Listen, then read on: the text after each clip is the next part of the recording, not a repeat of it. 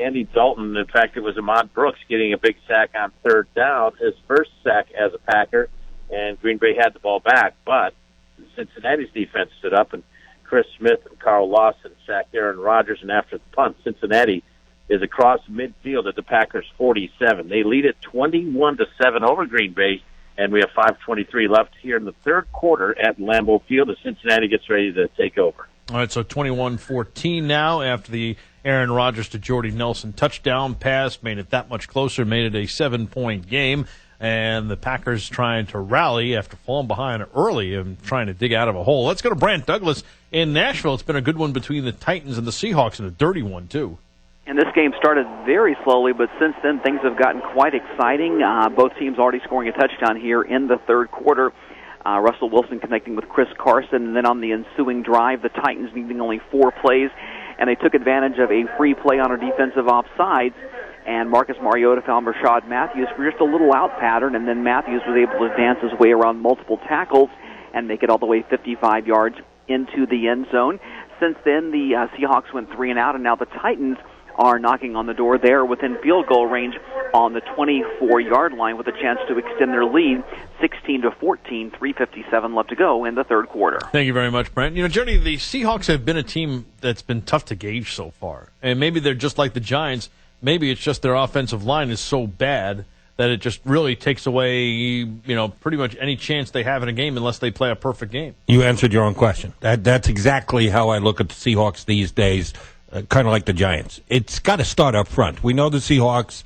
It's not the Legion of Boom that went to the Super Bowl a couple of years ago, but this is still a superior defense, except no one covered Smith on that play for an easy touchdown for the Titans and Mr. Mariota. But that's the strength of the team, is still a defense. You know, Russell Wilson is still a playmaker, but he's forced to do so many things, making it up, improvising as he's going along, because that offensive line is a mess, is a sieve.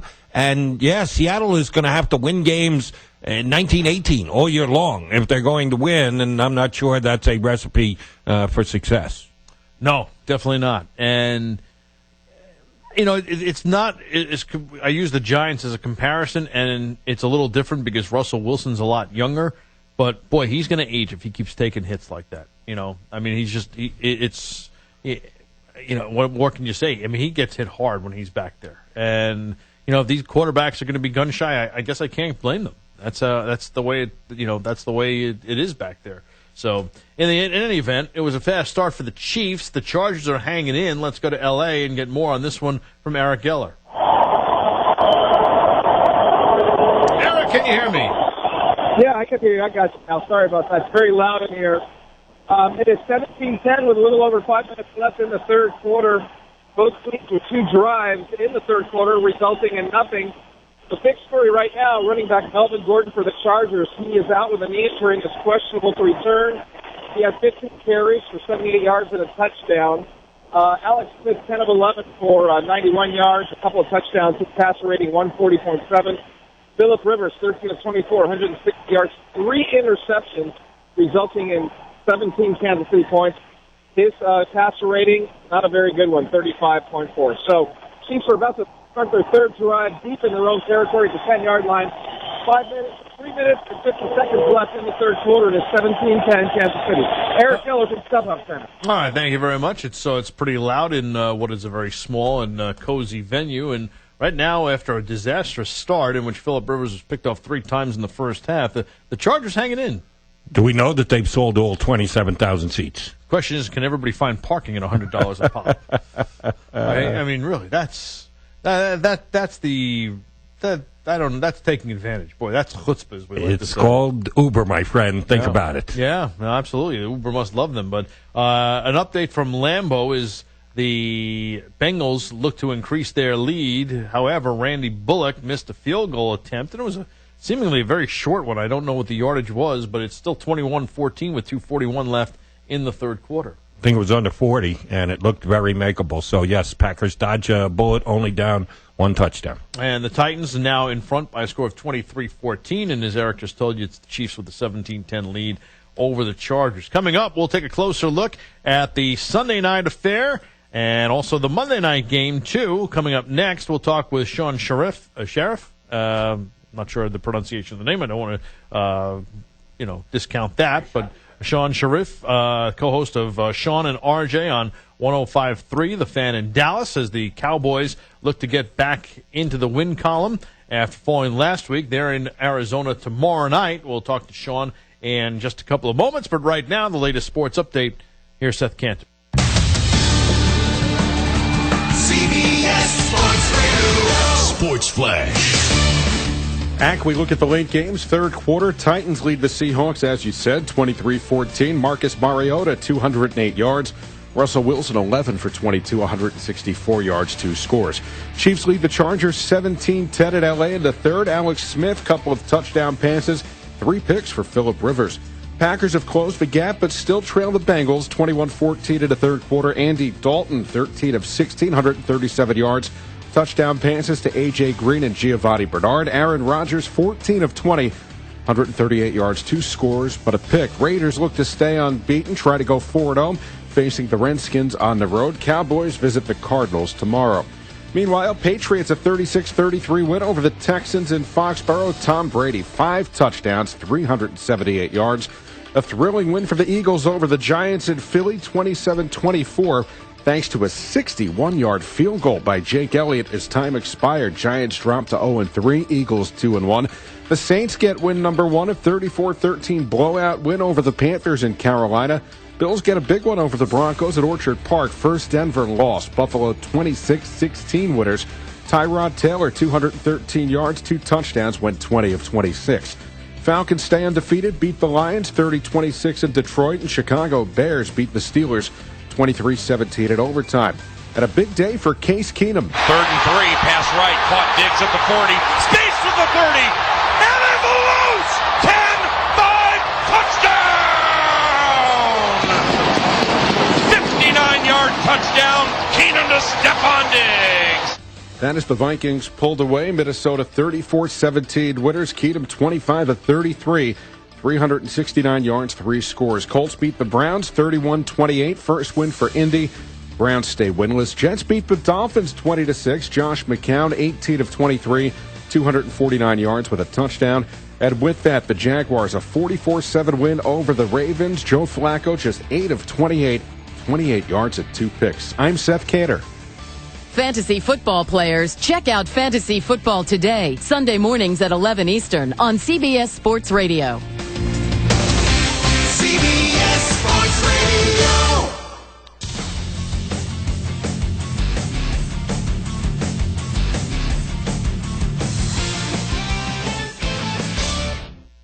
Hey, pro football fans. Werner Ladder is kicking off the season with Pro Appreciation Month. Werner wants to thank all the hardworking pros out there who make a living climbing Werner ladders every day. From ladders to fall protection, Werner offers all the styles and sizes you need. Stop by a local dealer for deals on Werner products, including the #1 selling step ladder preferred by pros. Or visit WernerLadder.com for more information. When your feet leave the ground, trust Werner, the official ladder of pros everywhere. Attention all authors. Page Publishing is looking for authors. Have you written a book and want to get it published? Page Publishing will get your book into bookstores and for sale online at Amazon, Apple iTunes, and other outlets. They handle all aspects of the publishing process for you. Printing, cover art, publicity, copyright, and editing. Call 800-501-3689 now for your free author submission kit. That's 800-501-3689 for your free author submission kit. Again, 800-501-3689. Are you looking for senior care for your mom or dad but don't know where to start? Hi, I'm Joan London with The Place for Mom.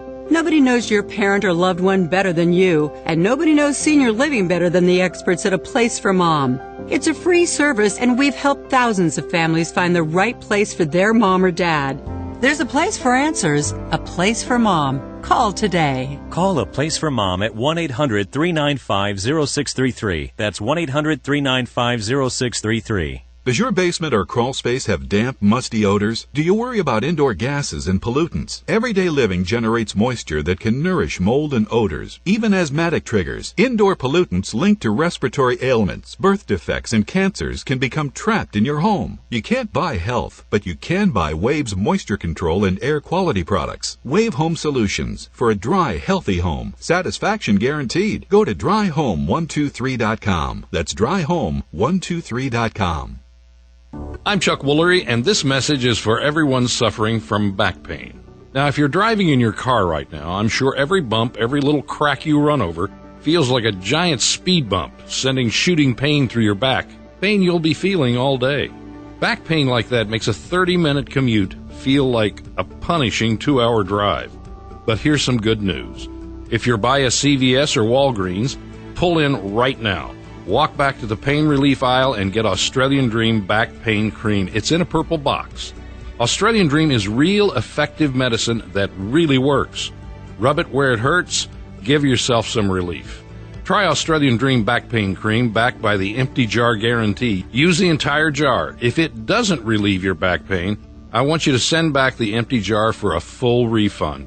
Pull into the nearest CVS or Walgreens. Get Australian Dream Back Pain Cream now in the purple box, or visit AustralianDream.com. Is credit card debt ruining your life? Now you can have a large portion of your credit card debt forgiven.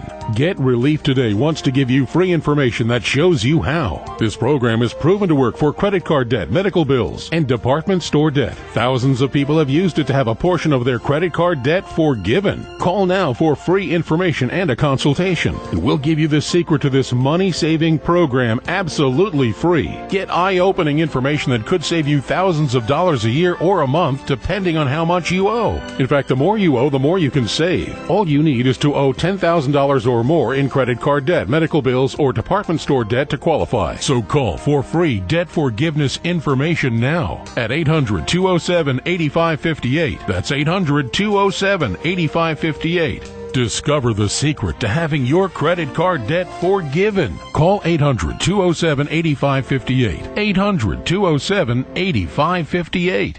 If you can't seem to stay ahead of your bills, then this message is for you. How would you like to have a large portion of your credit card debt, medical bills, and department store debt forgiven? National Credit Card Relief would like to give you free information on a proven debt forgiveness program. This program has been used by thousands to legally forgive millions in unsecured debt. It's not bankruptcy. It's not consolidation. This special program actually wipes clean the portion of your debt that is forgiven from what you owe your creditors. Call for free information and get all your questions answered in the first free call. The more you owe, the more you can save.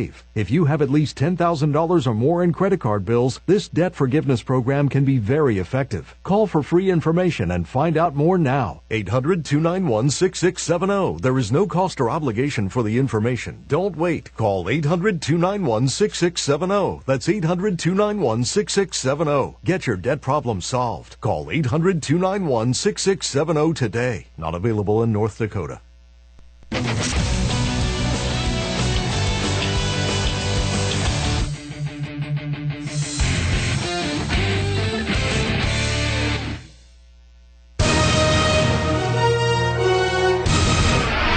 And now back to Eye on Football on CBS Sports Radio. Here again are your hosts, Rich Ackerman and Jody McDonald. Yeah, it's been a hot one, so a reminder that summer's heat, because it certainly feels like summer, summer's heat can cause your battery fluids to evaporate, so get your battery tested for free. If your battery needs to be replaced, the professional parts people will help you find the battery you need. O'Reilly Auto Parts, better prices every day. So the Titans have extended their lead. The Packers trying to rally late third quarter. Let's check in with Bill Rabior at Lambeau Field. Well, right now we are awaiting an official's ruling on a challenge from Cincinnati's Marvin Lewis. It looked like Aaron Rodgers had caught the Bengals with an extra man on the field like he does so many times, and they just confirmed that was indeed the case. So the Packers have it now first. I believe it'll be a first down at the 12-yard line, looking to tie this ball game up, as Aaron Rodgers has turned it on here in the second half for Green Bay. But more importantly, their defense has come up big, and a couple of big sacks, and then a missed field goal to throw throw in the missed field goal for Cincinnati, and they still are up by 7. But the Packers are knocking on the door here with 5 seconds left in the third quarter. Still 21-14 in favor of Cincinnati. All right, so the Packers, Jody, they've been playing catch-up from the start, and it's just a one-score game right now. But it seems that, this team is trying to get over the hump all afternoon so far at Lambeau. He noted the missed field goal, which we talked about a little earlier here on the show, that went over the top of the goalpost. It was A, makeable, B, close, but a missed field goal. Not only do you lose out on the 3 points, but sometimes that can be a momentum swing. And it seems to have lifted the Packers' spirits a little bit. They're playing better on both offense and defense. On a 1st and 5, a little shovel pass for Ty Montgomery, and it barely picks up a yard or two after a nice second effort by Montgomery. And I said this earlier, Jody. The Packers, they've gotten to a certain point, but when they used to be able to find guys, and they've had good luck in years just plugging guys in, and guys have developed and become big players for them. However, they haven't developed that big running back, and they had Eddie Lacy, and they seemingly got all they could out of him. And then they let him go, and they turned it over to Ty Montgomery. And I'm not sure Ty Montgomery is an every down back just yet. The jury's still out on that. And it isn't from lack of trying, Ack. I know they drafted at least 2. I think they kept an undrafted free agent as well. They've got a bunch of running backs on this team, so they're playing the by committee. We hope that someone jumps out of the pack and becomes the go-to guy. Montgomery did a nice job stepping up for them last year at the end of the season, but you couldn't go into the season believing he was going to be a 1,200, 1,300-yard back. I think they're still trying to determine who is the guy they're going to give the ball when they need yards on the ground. Well, tomorrow night, the Dallas Cowboys and Arizona Cardinals meet in the desert in a matchup of 1-1 teams. And joining us right now to preview the game is Sean Sharif, co-host of the Sean and RJ show on 105.3 The Fan in Dallas. Sean, Rich Ackerman, Jody McDonald, how are you?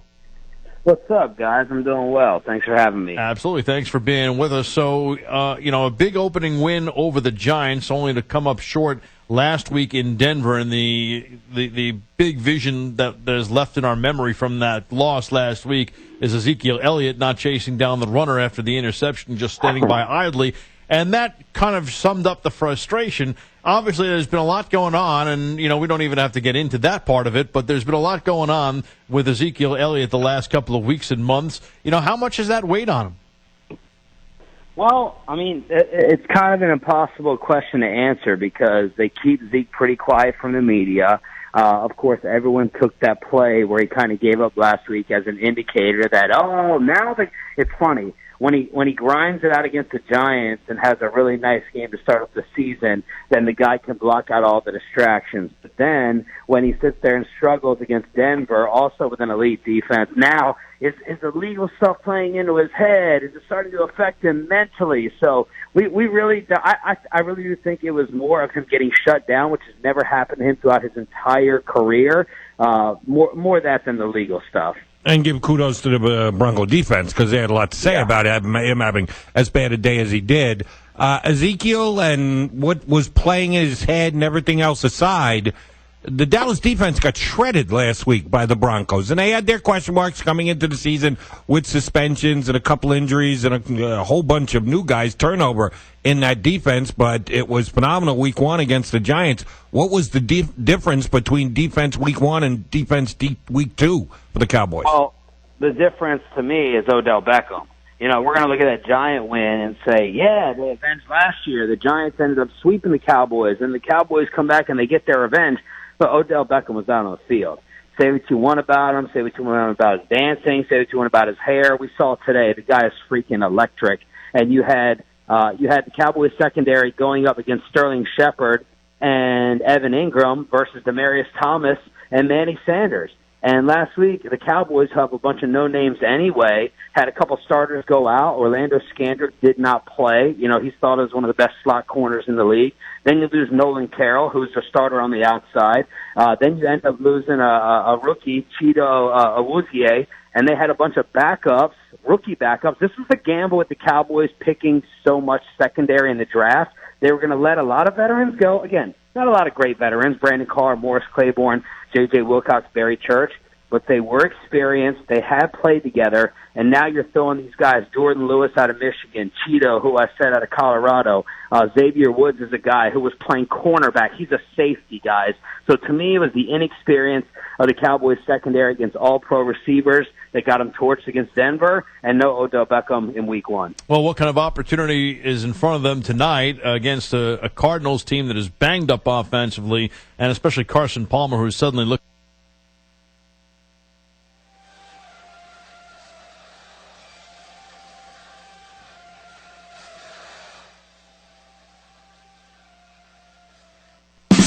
It's time for Erie Otters Hockey on WRIE Erie. CBS Sports Radio 96.3 and 1260 is proud to be the new home of Erie Otters Hockey. Now let's go live and join the voice of the Erie Otters, Aaron Cooney.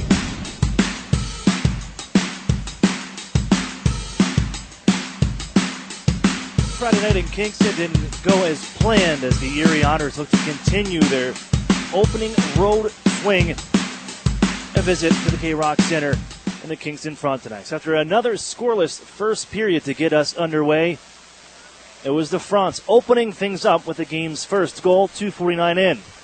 But the Otters, like they did Thursday night in Peterborough, answered back and would eventually take the lead. But Owen Hedrick at 16-19 had the Otters on the board. But it trickles on down towards the far corner. Here's Kyle Maximovich. On for Taylor Radish, digs it out of the corner. Loose along the circles. Man open near side. Hedrick open, scores! What does everybody want? Owen Hedrick rips it home to tie the game at 1. The Otters then take to the next frame, and in the third, Owen Hedrick does it again. This time a power play goal. 3:06 in, and the Erie Otters are again playing with the lead. Lining it to Hedrick. Quickly on to the near side boards. Reeled in by Taylor Radish. Back to Owen Hedrick, center point. Right side, Lodnia open. Waits, puts it in front. Jared Podubny trying to lift it over the sliding goaltender, and he got too much here. Hedrick holds in, and with this shot, scores! Traffic in front. A shot from Hedrick.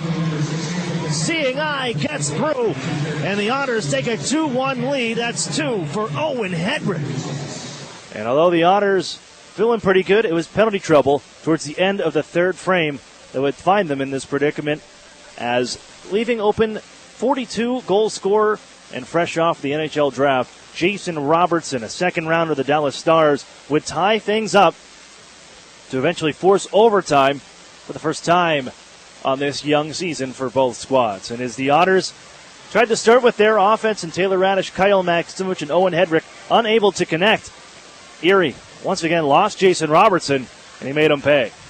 Gonna leave it back behind the goal. Nearly turned over in front. Look out. It's poked away from Podubny, and off goes Newman. Robertson to his right. Here's Robertson. Receives all wide open, and he scores.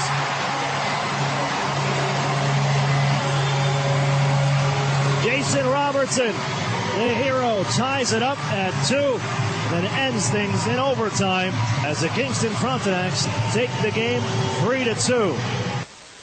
The Otters, though, get a point. And you are just playing the Eastern Conference. Kingston, you only see twice a season. But to take a point out of it and continue on this swing, the Otters will take those points as they come. Tonight, they wrap things up in Ottawa. A visit with the 67's, a team that's been rebuilding for quite a few years. But a new general manager, a new head coach, and a new look for these Ottawa 67's as they open up TD Place here tonight in what is the start of their 50th season as the Ottawa 67's. I'm Aaron Cooney. This is the Erie Federal Credit Union pregame show. We'll get you set for tonight. Changes to the Otters lineup. Some more young guys making their OHL debut for Erie here tonight. We'll check those out when we come back next. You're listening to the Erie Otters Radio Network right here on CBS Sports Radio 96.3 and 1260. Okay, you about ready to get your first treatment? Yes, Doctor. Joanne is fighting her cancer with radiation. She's also fighting it with big data. Wait till you see how easy this is. You're going to do great. The Highmark Cancer Collaborative works with oncologists like Joanne's to provide the latest data on proven treatment options, giving Joanne the plan she needs to win.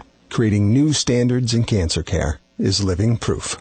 Highmark Blue Cross Blue Shield together with Allegheny Health Network. Visit highmarklivingproof.com to learn more. Where's the only place to get official Erie Otters merchandise? Well, that would be by visiting the Erie Otters store, of course. Part of the Erie Otters front office, located at 201 East 8th Street. Fans can browse the largest selection of certified official Erie Otters shirts, hats, sweatshirts, novelties, and more. While you're there, order your custom-made Otters jersey, now available in the new white version. Merchandise is also available 24/7 online at ErieOttersStore.com and can be purchased at the Erie Insurance Arena at pop-up shops during all Erie Otters home games. Show your Otters pride and wear what the team wears. Over the years, technology has greatly improved the productivity of the business office. From faxes and copiers to multifunction printers, now we just don't know how to get things done without them. That means you need a reliable printer copier and a dependable service plan. That's why you should trust Cooper Business Machines. They are Erie's only authorized dealer for sharp document systems. And most importantly, they'll maintain your machine so that it continues to, well, work. Just like your car, it needs regular maintenance and parts need to be replaced regularly. If your copier isn't properly maintained or you're not getting toner in a timely fashion, then you've been reminded of what it's like to work in the dark ages. Don't wait any longer. Your business requires dependability. Shouldn't you expect the same? Cooper Business Machines, Erie's only authorized sharp dealer and service provider. Helping you get back to business since 1980. Online at cooperbusinessmachines.com or call 456-7585. The new home of the Erie Otters, WRIE Erie, CBS Sports Radio 96.3 and 1260. Welcome back inside TD Place, where the Erie Otters are set for their only visit to Ottawa and take on the Ottawa 67's here this evening. Usually, you don't have such a late game on a Sunday afternoon or a Sunday for the Otters, especially with travels kind of schedules kind of plan out. Because if you're looking for the Otters here, play at 7 o'clock. You're looking at about an 8-hour journey back. Man, Erie, we're not going to get back to about 6 in the morning. You typically play these guys around 2 o'clock in the afternoon, but because of a Ottawa Fury soccer game that they had earlier this afternoon, because this building, the arena side, is kind of underneath the bleachers and the stadium of the football/soccer field just outside. It's all kind of connected, this big TD Place Plaza. But because of the soccer game, the Ottawa 67's got bumped to tonight in an evening game here this Sunday. So a bit of a different look for the Otters in coming in. But they're going to open things up here, the home opener, the start of a 50th season of Ottawa 67's hockey for this franchise. The Otters is welcoming you back in. This is the Erie Federal Credit Union pregame show, and we'll get you set here for this evening as the Otters, some changes to the lineup. We will get to that, but the first being between the pipes, a change there. Anan Oberoy will get the start, his first of this season. Last year, playing with the Canada Lasers, went 16-20-2 with 2 shutouts, a 3.59 goals against average, and an 8.96 save percentage. And he did play in one game for the Otters last year. That was in North Bay, where he flew in to back up that weekend. Ended up resulting in playing in a pretty solid game against the North Bay Battalion back on November the 13th. That resulted in a 3-2 overtime loss, but a solid performance for the 12th round pick of the Otters back in 2015. He will get the net tonight. Scratches for the Otters in our Marsh & Marsh Real Estate Services lineup. And you can scratch number 2, Mitchell Byrne, number 5, Aiden Timmermans, number 10, Emmett Sproul, number 29, Chad Yetman, out for the Erie Otters. That brings us to our UPMC injury report. Mitch Byrne on that injury report. He is out with a lower body injury. Nothing major from my understanding, as Mitch Byrne will sit this evening after leaving the game Friday night in Kingston in the second period and did not return. So Mitch Byrne out for the Otters. That means stepping in, Curtis Henry, the 17-year-old from Niagara Falls, Ontario. Played in 49 games last year with the Niagara Falls Canucks. Picked up 16 points a goal, 15 assists, and 56 penalty minutes for Niagara Falls, a former 9th-round pick of the Erie Otters in 2016. And a big body at that, 6'2", $195 for Curtis Henry. The Ottawa 67's, they're going, well, didn't lose a whole lot last year. And probably the biggest loss for them was Artur Tanulin, the Russian forward who accounted for finding his way on the score sheet for 38% of all the goals scored for the Ottawa 67's last year. So they're going to have to deal with that. And then their 3 overagers that they lost on the year, too. James Boyd comes in as the general manager now because Jeff Brown, who started as GM and head coach the last couple of years, stepped down. And he had dealt with some health issues the last few seasons and finally decided he's going to step down. And now James Boyd coming over from the Mississauga Steelheads. He will be the general manager in the hiring of Andre Tourigny, the head coach brought over, a former assistant with the Ottawa Senators and Colorado Avalanche, and also left the Halifax Mooseheads out of the Quebec Major Junior Hockey League after 1 year. He was the head coach there, and then this opportunity opened up, moved back home to his family. So, change all around the hockey operations side for the 67's as well. Tonight, they're going to go with Olivier Lafreniere. He'll get the start, the 19-year-old from Bradford, Ontario. The free agent signing last year, a 11-14-4-0 record, 3.71 goals against average, and an .888 save percentage last year. He's 1-0 this year. Hard to look at their stats of their goaltenders because they got just drummed up opening night in Barrie, 11-2. So his goals against is a .530 and an .849 save percentage. So they're a lot better than that. It was just a rough game for the 67's on opening night in Barrie when they came back and beat the Mississauga Steelheads the next night in Mississauga. Ruined their banner opening. Scratches include number 4, Quinn Yule, number 21, David Pierce, number 16, Ben Evans, number 24, Lucas Perrick, number 22, Jack Quinn, and number 27, Carter Robinson out for the 67's. I caught up with Kyle Maximovich a little bit earlier today. We're going to hear from him coming up next as the Erie Federal Credit Union pregame show rolls on. You're listening to the Erie Otters Radio Network on CBS Sports Radio 96.3 and 1260. Hey, Jane, check it out. 2 brand new Fast Play games from the Pennsylvania Lottery. Yeah, you just pick your game, get your ticket, and see if you've won. And with 9s in a line, you could win progressive top prizes instantly. Instantly? That's fast. Not faster than me drinking this frozen slush. You okay? Ouch. Headache. Oh. Fast Play. Play fast, win instantly. The Pennsylvania Lottery. Players must be 18 or older. Please play responsibly. Benefits older Pennsylvanians every day. Interstate Mitsubishi is now selling the Outlander Sport for its lowest price ever, $16,988. That's almost $5,000 less than its original MSRP of $21,890. For just $16,988, you can own an Outlander Sport with a 10-year, 100,000-mile warranty, 7 airbags, and 18-inch alloy wheels. This is the best deal on a brand new CUV you'll find anywhere, and it's only at Interstate Mitsubishi, 1/2 mile south of the Mill Creek Mall on Route 99. Price and prior to tax, title, and license fees. Hi, this is Ed Rendell. I've got to admit that I was sort of a dinosaur when it came to using social media. But my son found Epic Web Studios, and we began working with them. And they've done an incredible job with us. They've significantly increased our followers on Twitter and Facebook. They make sure that we put up the right things. They capture every good thing that I've said or done on TV and get it out real quickly. And it's been just a revelation to me, and they've been tremendous to work with. Don't be a dinosaur. Call or text Epic Web Studios at 814-746-6987. Okay, you about ready to get your first treatment? Yes, Doctor. Joanne is fighting her cancer with radiation. She's also fighting it with big data. Wait till you see how easy this is. You're going to do great. The Highmark Cancer Collaborative works with oncologists like Joanne's to provide the latest data on proven treatment options, giving Joanne the plan she needs to win. Creating new standards in cancer care is living proof. Highmark Blue Cross Blue Shield together with Allegheny Health Network. Visit highmarklivingproof.com to learn more. The new home of the Erie Otters, WRIE Erie, CBS Sports Radio 96.3 and 1260. Welcome back inside the Erie Federal Credit Union pregame show. Aaron Cooney here. Pleased to be joined by Erie Otters forward Kyle Maximovich.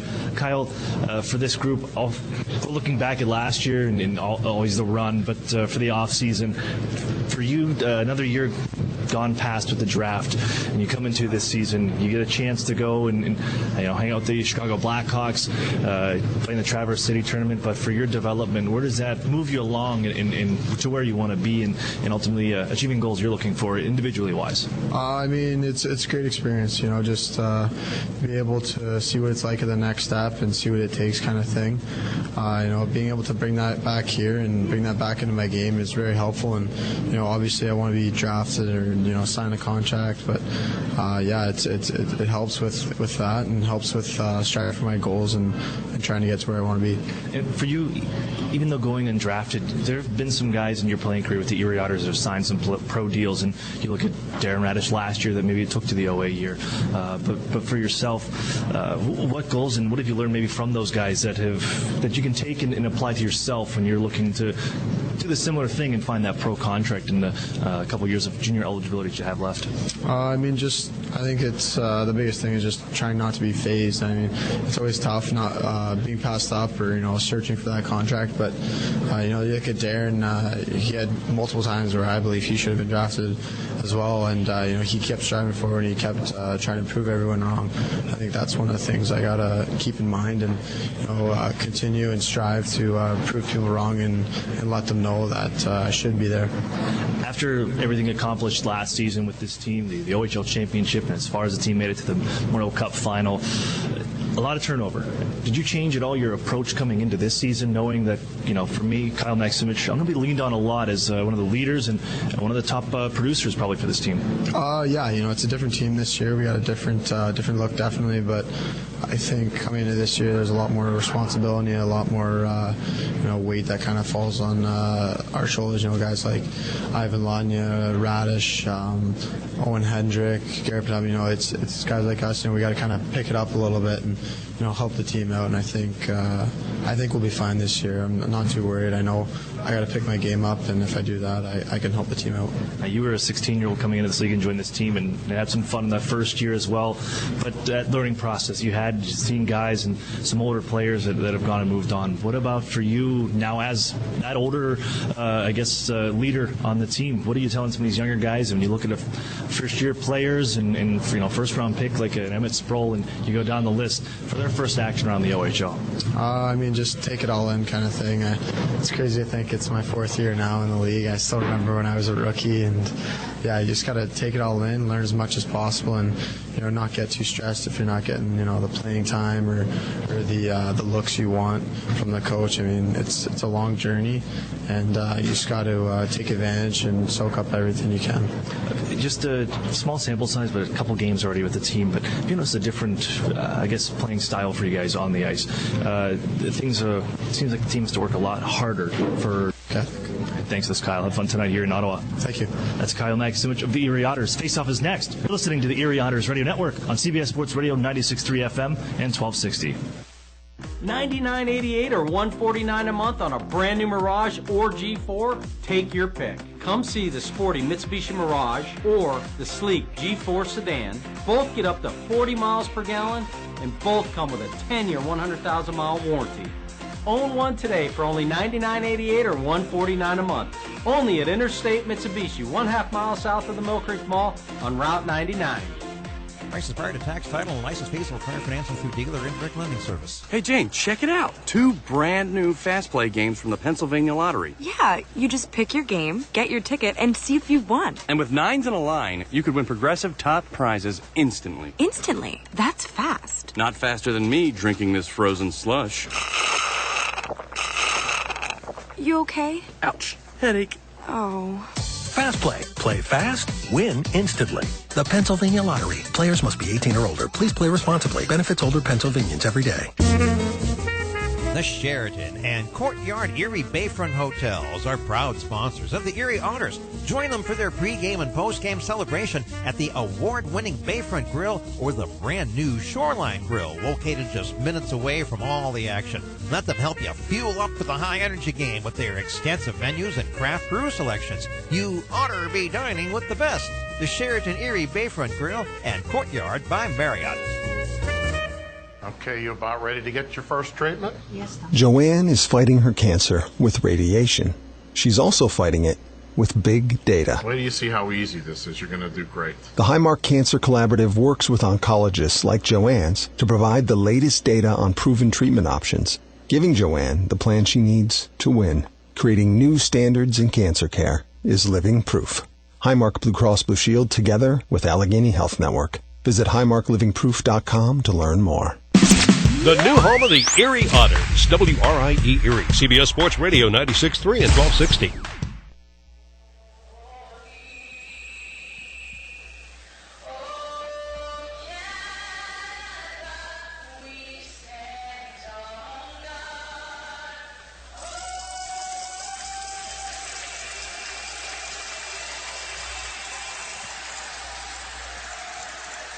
Good evening, ladies and gentlemen, and welcome inside TD Place, where tonight the Ontario Hockey League presents the Erie Otters visiting the Ottawa 67's. Hello again, everyone. I'm Aaron Cooney, getting you set here for face-off that'll be coming up in just a minute as, well, our visit into Ottawa, the beginning of a 50th season of Ottawa 67's hockey. They're celebrating that half a century of hockey, the junior club. A alumni event as well, as they were celebrating the first decade of Ottawa 67's hockey. And of course, a celebration would not be complete, as it is going to go all season long, but a ceremonial puck drop with Brian Kilray, who of course is the leading wins collector as a head coach in the CHL. The CHL Coach of the Year award, of course, named after Brian Kilray, but that legacy continues, and he also works in the front office, a longtime advisor here since moving on, at least the coaching ranks, but still a big part of the 67's club. But tonight, it's a different one, and a kind of a new era for the 67's as well, like the Otters and Chris Hartsburg taking over, but Jeff Brown stepping down at the end of this season and brings in James Boyd, the former general manager and some seasons head coach of the Mississauga Steelheads. Now moving over here to Ottawa, Andre Torini, also the new head coach coming, former assistant with the Ottawa Senators just a couple seasons ago, head coach of the Halifax Mooseheads last year, and now the head coach for the Ottawa 67. So a lot of change all around. And for the Otters, changes in the lineup, as Auden Oberoy will get the start, his first start of this campaign, and what a better way to do it here in the hometown. A native of Kanata, Ontario, very close, part of this Ottawa region, and gets a start tonight for the Otters. Last year with the Kanata Lasers, 45 games played, 16-20 and 2 shutouts of 3.59 goals against average at an .896 save percentage for number 40. Now of the Otters as we get underway, and it's Oberoy playing the puck, all right off the body of a man in front, Austin Keating, but the bounces off the post, and the Otters trying to clear now, but they lose the puck on the right wing side. Picked up by Keating, floated on in front. A stick by Barron knocks it just wide of the cage. The Otters having a little trouble here underway inside their own end. And a steamy TD Place. We'll get to that in the heat and just how warm it is in here. You can see some of the glass already starting to fog up. Getting on the far side corner, tied up by Ivan Lodny, all inside Erie territory. We'll get to some of the other changes in the lineup when we can. But Erie in front of their own net, tying things up. They get the puck away from Fogut. And here's Owen Hedrick to finally take it away. And Erie looking to get out of their own end. Out ahead, center ice. It's Taylor Radish, right wing side. Has a trailer. It's Hedrick. He's open. Shoots, and it's stopped by Lafreniere. And we have a halt in action. The Otters, after spending the first 30 seconds in their own end, a nice breakout in Taylor Radish, dropping it off. Owen Hedrick trying to continue that magic from Friday night, where he had a pair of goals against the Kingston Frontenacs, his first 2-goal game in the OHL, but unable to beat number 68, Olivier Lafreniere. But the Otters do get a face-off coming up to his left, and that goes with, we'll get back to that because it is unseasonably warm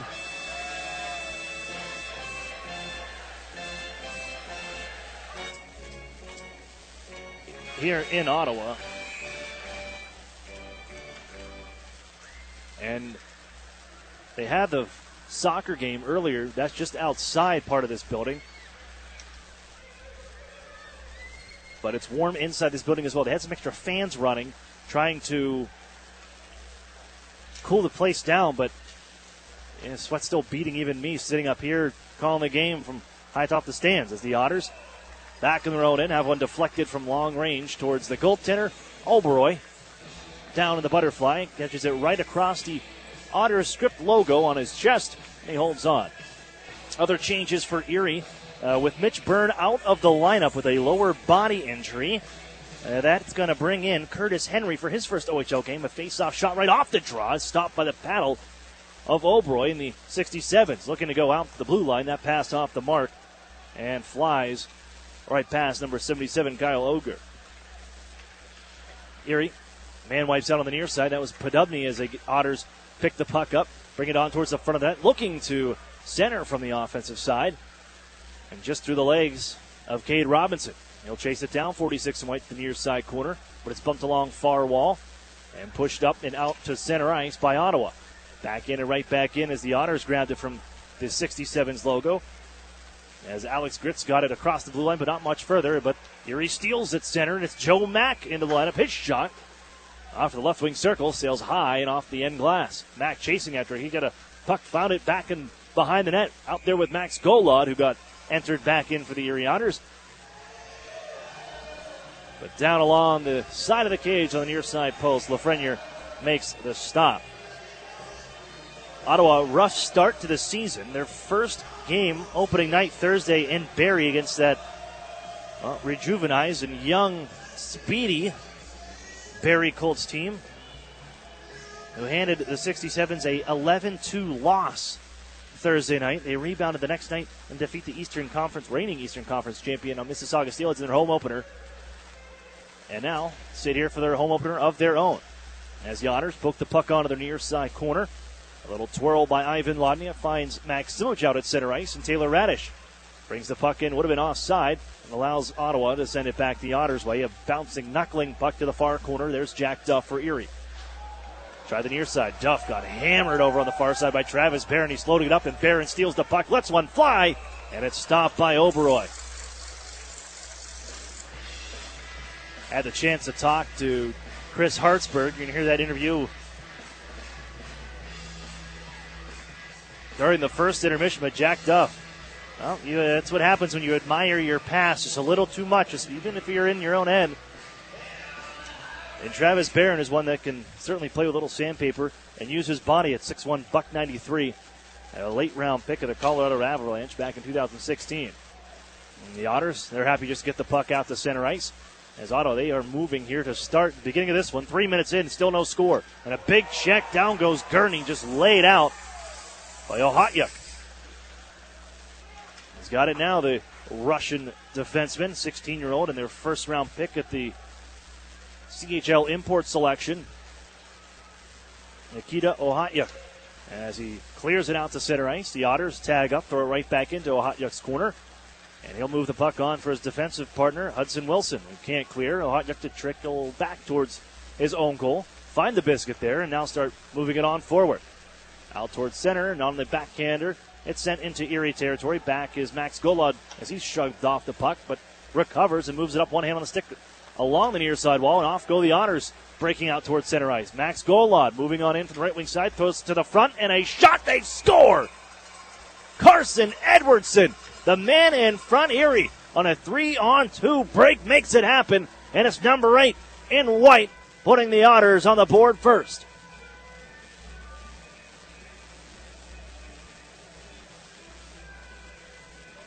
Edwardson's first of the season, and points for Otters rookies Max Golod, and I believe Joe Mack will pick up an assist on that as well. But the Otters are on the board first. They weather a bit of the storm, and Erie has their first period goal of this season.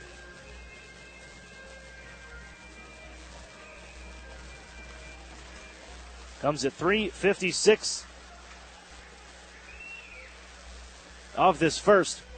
And after the Otters gave up the first 3 shots on goal, they've rallied back here. But here come the 67's, and they have the puck, bringing it to the front. Felleber's try, gobbled up, an unorthodox save from Anand Oberoi. Looks like he got caught in the ice and then just fell to his right and was able to collect that puck. Ty Felleber, former first-round pick of the Saginaw Spirit, came over in a deal last year. As the Otters win this draw back, Curtis Henry turns the puck over at the circle, and they give out to the front as Sasha Shimilevsky couldn't get the puck towards the goal. Erie able to clear for a second, but it's brought right back in by Alex True, and a wrist shot scores. Shimilevsky. Tie game at 1.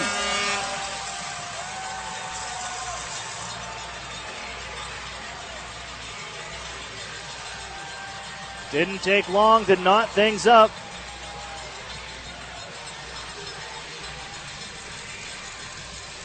Under a minute, and Sasha Shimilevsky has his second of the season. And that's just the Otters. They're just unable to keep that puck out of their own end. And that top line, Shimilevsky, out there working with Ty Felleber. And I apologize, it's not Alex True. It's his younger brother, Oliver True, from Denmark. Alex True, if you remember, the big forward for the Seattle Thunderbirds that would have saw the Memorial Cup last year. But his younger brother, Oliver True, able to set up Sasha Shimilevsky. And we have a tie hockey game, and the Otters turn the puck over again in their own end. This time they recover, and Sam Bitton had it knifed off his stick, and off go the Otters. Cade Robinson will send it on down to the near side as he puts a shove into Hudson Wilson from the near side corner, and the Otters dig in. Grits, Fellows, a part of this line, as Christian Gurney's been bumped up one. Played up the near side wall. Ottawa trying to clear. Ryan Martin on the backhand, flicks it towards the goal, and it'll settle over the far side wall. On back to track it down, Nikita Ohatyuk. He'll skate out towards center with it. Rip it in from the center red line. And this one sends off the back of the cage and settles as Ryan Martin trying to get there in time. Played up the near side wall. There's Travis Barron, their captain. Moves in behind the net, but he's turned back around by the Otters as he shoves Ryan Martin to the near side corner wall, and Austin Keating plays it up the near side. Stolen by Taylor Radish, and off go the Otters. Radish, right wing side, receives a pass from Lodnia. Gives off to Max Simich. Let's a shot go. That sails off the blocker side of the body of Lafreniere. And the Otters gather back from center ice and bring right back in. It's Lodnia's try from left wing, and hands off Max Simich. Back to Lodnia. Man in front is Taylor Radish, and the pass defended by Barron. Brought up right wing side. Off goes Ottawa out to center ice. Nice move by Clark to create some space. Turns, but he's shoved into the corner, recovering Owen Hedrick. Just ducked right around the Otters' other defender, Josh Wayman. But Owen Hedrick comes across and takes the body and the puck, and the Otters bring loose to forward ice. Taylor Radish, Garrett Podubny just on. It's poked away from him, and here come the 67's. On the right wing side, they give right back to Barron. Tries to drop it off Shimilevsky. And it's poked away, and Garrett Podubny can pick it up. You can just tell the ice is just not in great shape. This building, they're starting to fog up. The guys are having a hard time just keeping their footing. Shimilevsky throws around to the near side. I told you it's unseasonably really warm here towards the end of September. As the Otters jam it up the far side and not out. It's going to be kept in by Kyle Auger, and the Otters have to play it off the body of one of the 67's. Just shove it out to center ice, and Patry will get it down deep. Lift it right back out. Jordan Sambrook will slow it down with the glove and move it on to Curtis Henry. And out forward, here come the Otters looking for Patry. They got it on the try in front, and Patry sends it just high from the left wing circle. Gurney now along the near side corner. Gives to Patry. Podubny to the front. Back to Gurney. Walking into the middle of the ice. Trying to go to the back. And he gets the shot away. And it's stopped by Lafreniere. Moves puck back behind the net. It's going to traveled onto the far side by Hudson Wilson as he uses the backhand to lift it up.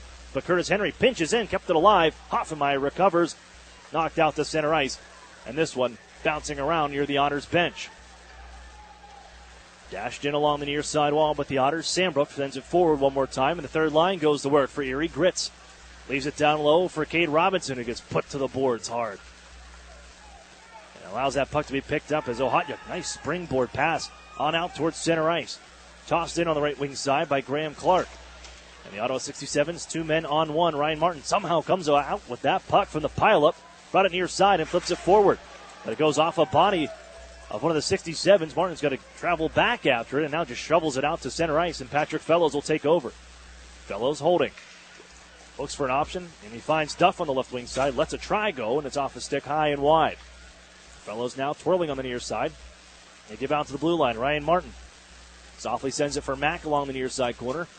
No dice. Flipped up the near side around Joe Mack. And Hot Yuck able to get it out to center ice. Launched on in on the far side by Gardner. And a 1-1 tie.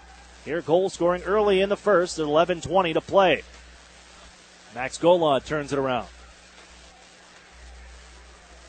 As Sevolosov moves out towards center ice with it.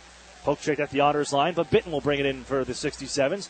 Bounce at the Otters slot. Poke check by Joe Mack playing center, and the Otters send it out to center ice themselves. Edwardson had to bounce off his legs as a goal scorer. As Erie unable to control that puck skating into the offensive zone. It's an offsides call, with 11:01 to go. First period, tie game at 1. Didn't need much waiting around for goal scoring like this one, as we had a pair of 8s on the board. Carson Edwardson for the Otters and Sasha Shimilevsky for the 67s. It's pushed forward after the face-off and sent in behind the Otters net. Josh Waitman looking for it. Fogut trying to receive the pass. Good read from Taylor Radish to step in front of his man and deflect this puck all the way back to 67's ice. Slid up along the far side board, still in Ottawa territory. Bounced off a linesman, and it stays inside the offensive zone for the Otters, but Fogut will finally get it out towards center. Taylor Radish takes over, sends it off the far side boards into the zone. Maximich trying to poke it forward. There's too much air on that, looking for Ladnia as the puck will settle on the near side corner. Maximich knocks it out of midair now, twirls away from 2 men, trying to dig it away and bring it on the near side. Sent it into the circle, but that's poked by Ottawa, and off they go, 3 men strong. Fogut down the left wing side. Gives cross ice. Picked up Keating. Backhand try for Barron. And he got too much air underneath it. Sends it out of play, and we'll get the halt in action with 10:05 to go. 1-1 game. There's a good amount of fog starting to build up on the ice.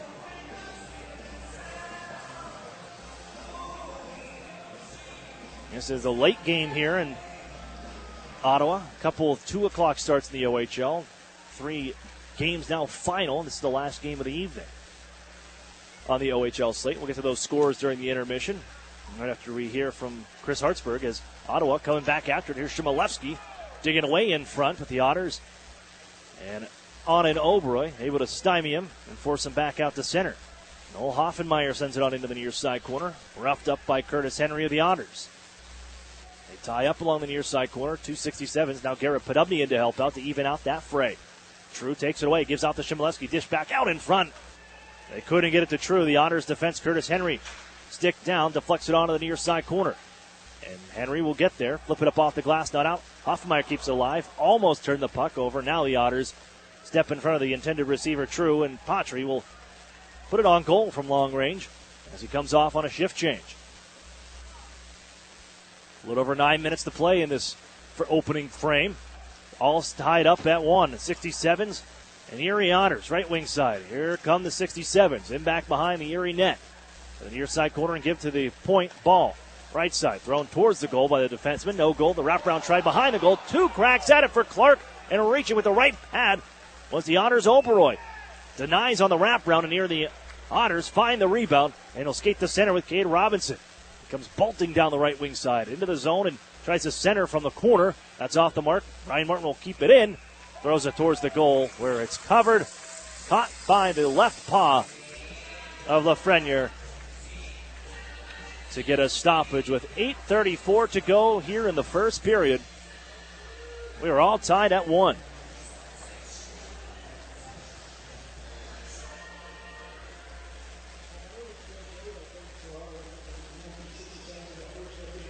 Otters fans, real food, real beer, real historic atmosphere.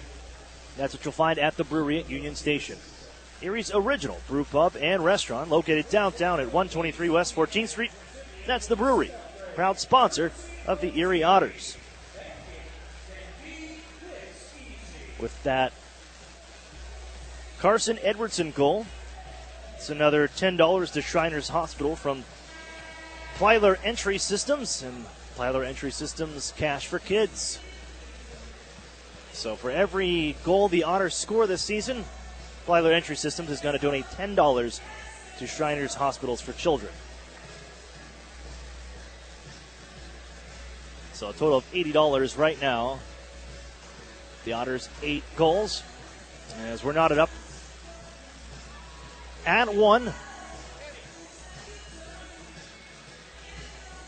here through the first period. And now, see, I wondered about this, what they were going to do, because there is I wouldn't call it a thick fog, but a fog developing on the ice. So now all the teams are out and taking a skate and trying to just get the air moving down along the ice and try to dissipate this fog that's developing on the ice surface. And it's moving a little bit out of the each team's end zone, but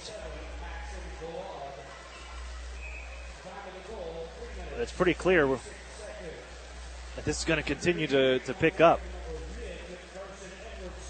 So Edwardson, and the lone assist goes to Max Golod. So I thought Joe Mack was going to pick up an assist on it. No dice for him. He'll have to keep trying, but he has looked good. Flying out here to this evening in his first OHL action.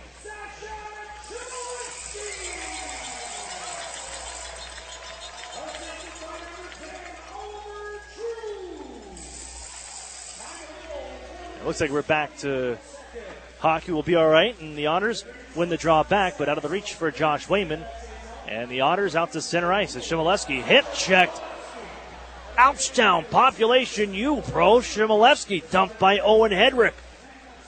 And Hedrick has the puck to skate to center. He gives out to Lodnia. Now Taylor Radish leans in on the backhand, throws it to the front right through the goal mouth. The Otters couldn't get a stick on it. But Owen Hedrick laying the body, a beautiful hip check to Sasha Shimoleski, who thought he had his way in the Otter zone, but nearly had a try there. As Felleber on the rush sends the Otters back into their own end and deeper as the rest of the 67's off on a change. Hedrick able to now get some time to spring the puck forward. Taylor Radish with it. Takes it on down far side. Poke check right at the line by Hudson Wilson, and off go the 67's. Fogut just hands it right off to Jordan Sambrook, looking to buy some time. 2 men on him. Knuckles it up the near side. It'll go no icing. Grabbed here by Nikita Ohatyuk. 16-year-old Russian native, the number 16 overall pick at the CHL import draft, as Fogut receives a pass and spins away from a check. He's dazzling here, the crowd at TD Place, and he springs away from 2 Otters with the puck. Tried to hand off to Austin Keating, but no dice on that dish on the twirling spin move pass from Matthew Fogut, a free agent signing about midway through the season last year. He coughs the puck up to Christian Gurney, lets a slapper go across the blue line, and easily fought off from long range by Lafreniere.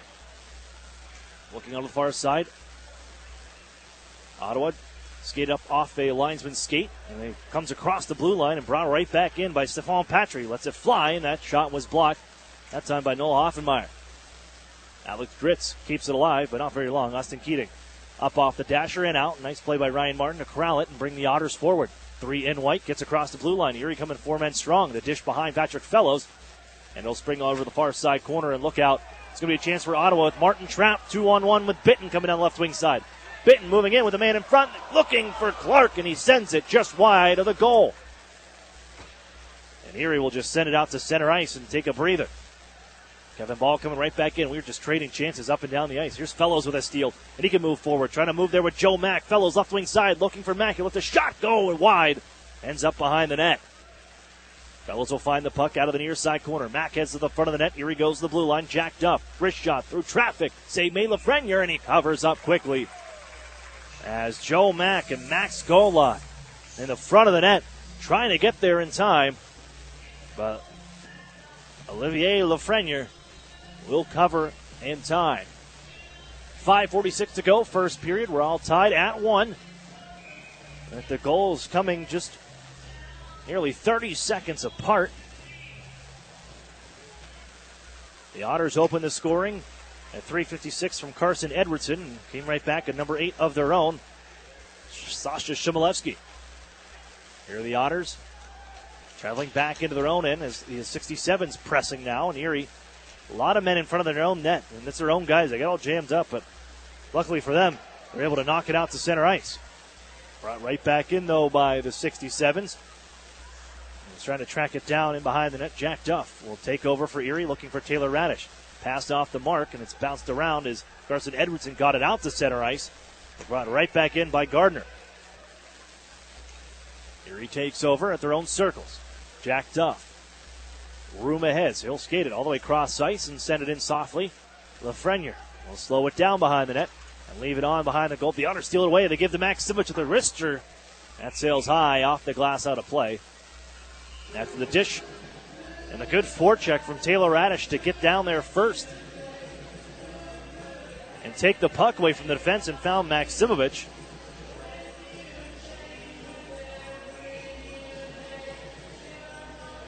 Erie, they're sending a lot of shots high here in this first period. 9-8 are the shots on goal right now in favor of Erie. And just under 5 minutes to go in this frame. That fog coming back here. See if they can get through the rest of the period. Back to action and the tie-up along the near side boards. Lodnia reaching in. Taylor Radish is pinned along the wall, trying to use that big 6'2" frame to keep that puck get back juggling. As Radish puts some shoves and some cross-checks on. Finally, that puck is worked out and will continue to go. He gets a little check from Taylor Radish as he moves the puck out the center, where it's picked up by Ivan Lodnia, coughed right back up. Ottawa looking for it, but Erie on play by the Otters. Taylor Radish finds Lodnia. Now Max Simic can try, puts it off the crossbar, and it trickles in. Treat yourself. Kyle Maksimovic goes bar down, and the Otters take a 2-1 lead.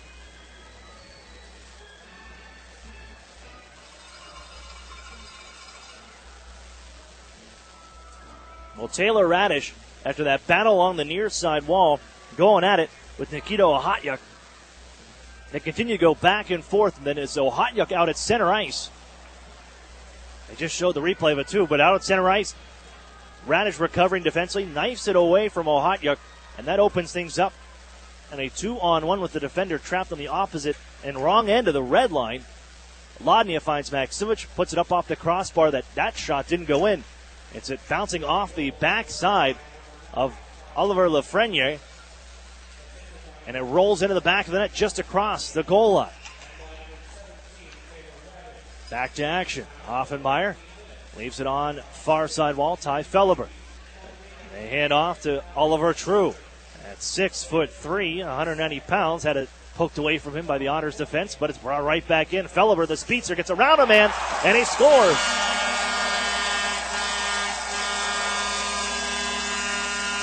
Ty Felleber just busted right through the Otters, a little flip in.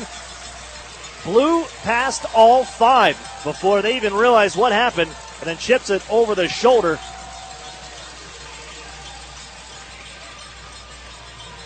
Of the Otters on an Oberoi, and we're all tied up at 2.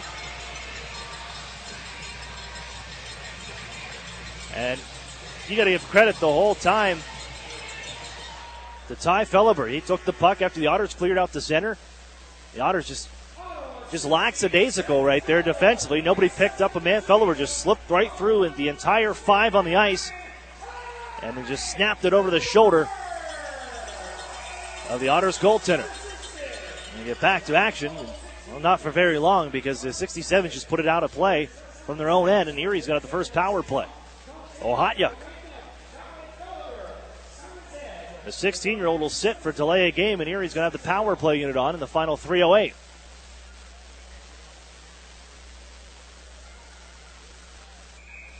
The Otters they've got to look more alive defensively, because there have been times, and they've using good speed for Ottawa, as the Otters try a slap shot at the face-off win from Owen Hedrick at the center point area off the mark.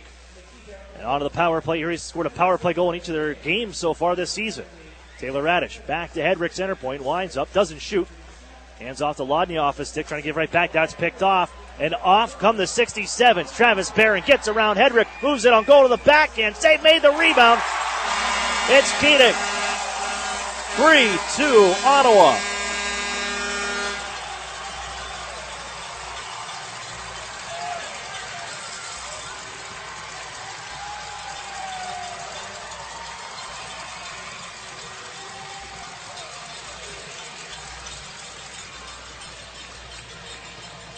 Not the best puck protection by the Otters on that power play. They forced the pass. There's a lot of pressure as Lodnia tried to give back to Owen Hedrick at the center point area. But good reach by Travis Barron took away that passing lane. And Lodnia tried it anyways. Barron stole it. Good foot speed to get around Owen Hedrick. The initial save by Oberoi. And then put right back in on the rebound by Austin Keating.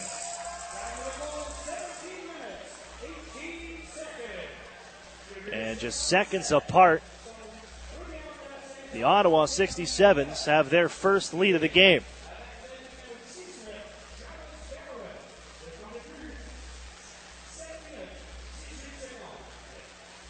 I didn't have much scoring in the Otters games in the first period. It's the last couple games, and here we are with 5 goals. The Otters still on the power play.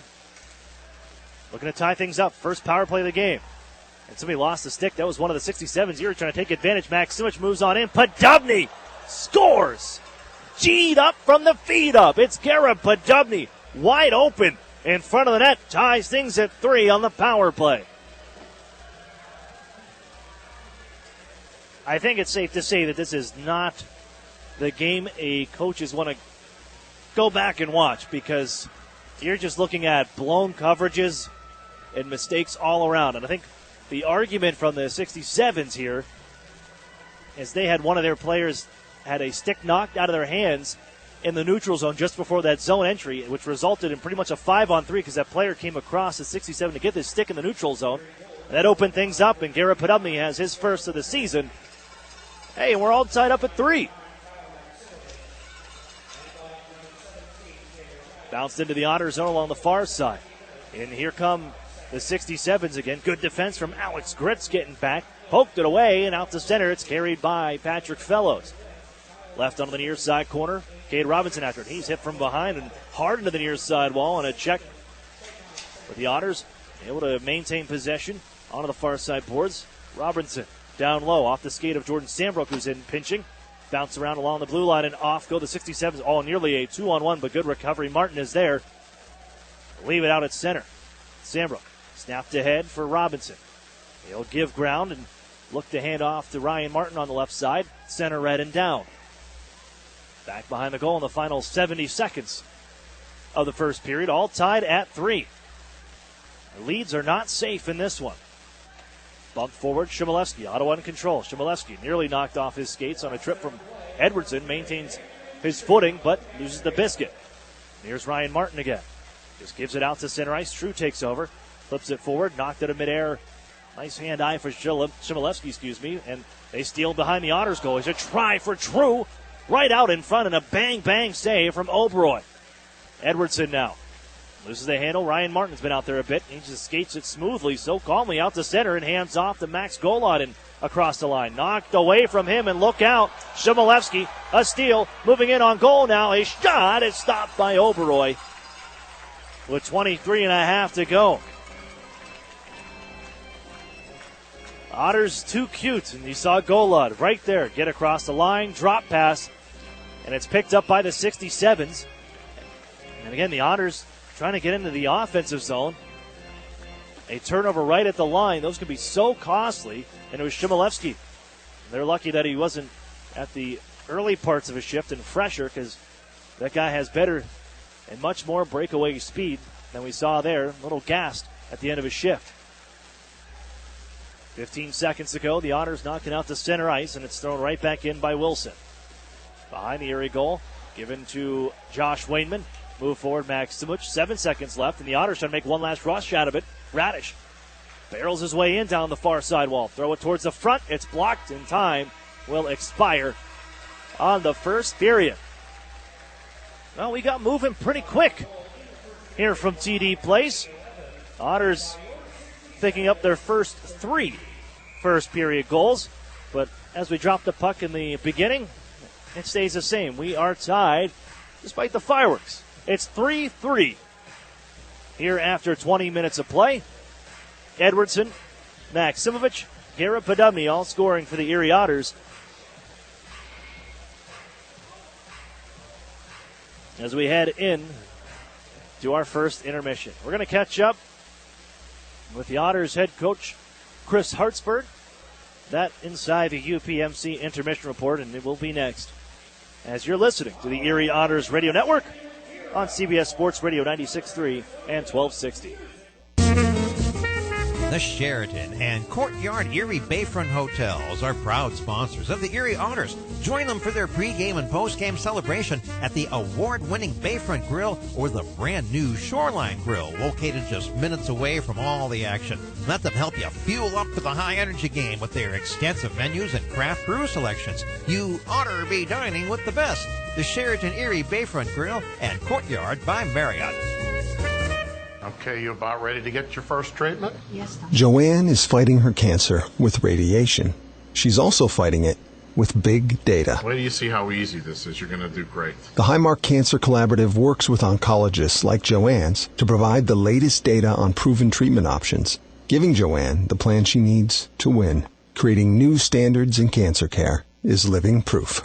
Highmark Blue Cross Blue Shield together with Allegheny Health Network. Visit highmarklivingproof.com to learn more. The Nissan Altima. It's now 30% off its manufacturer suggested retail price. This stylish car is a 2017 Top Safety Pick Plus, and it gets up to 39 miles per gallon. And it's 30% off its MSRP. Another amazing price is on the Nissan Versa. It's selling at its lowest price ever, only $11,990. Come see the Altima and Versa at Interstate Nissan.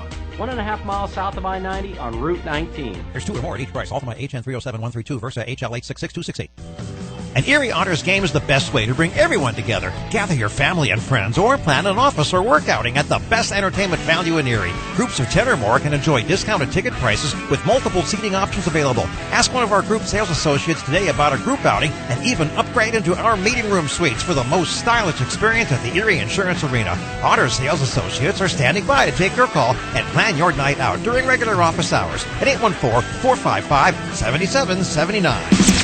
The new home of the Erie Otters, WRIE Erie, CBS Sports Radio 96.3 and 1260. Welcome back inside the UPMC Intermission Report. Aaron Cooney here, joined this time by Erie Otters head coach Chris Hartsburg. And Chris, day off for the team, but looking back at Friday in Kingston and taking on the Frontenacs. The team responded to get the offense on the blue line side, the power play again there, but the loss in overtime. But overall for the team against a Kingston team that's gone up on the up and coming and maybe a little older in experience from a second round playoff run last season. But for your Otters, and the look again in just a couple games, how they've grown from maybe a month ago in the preseason and training camp to now.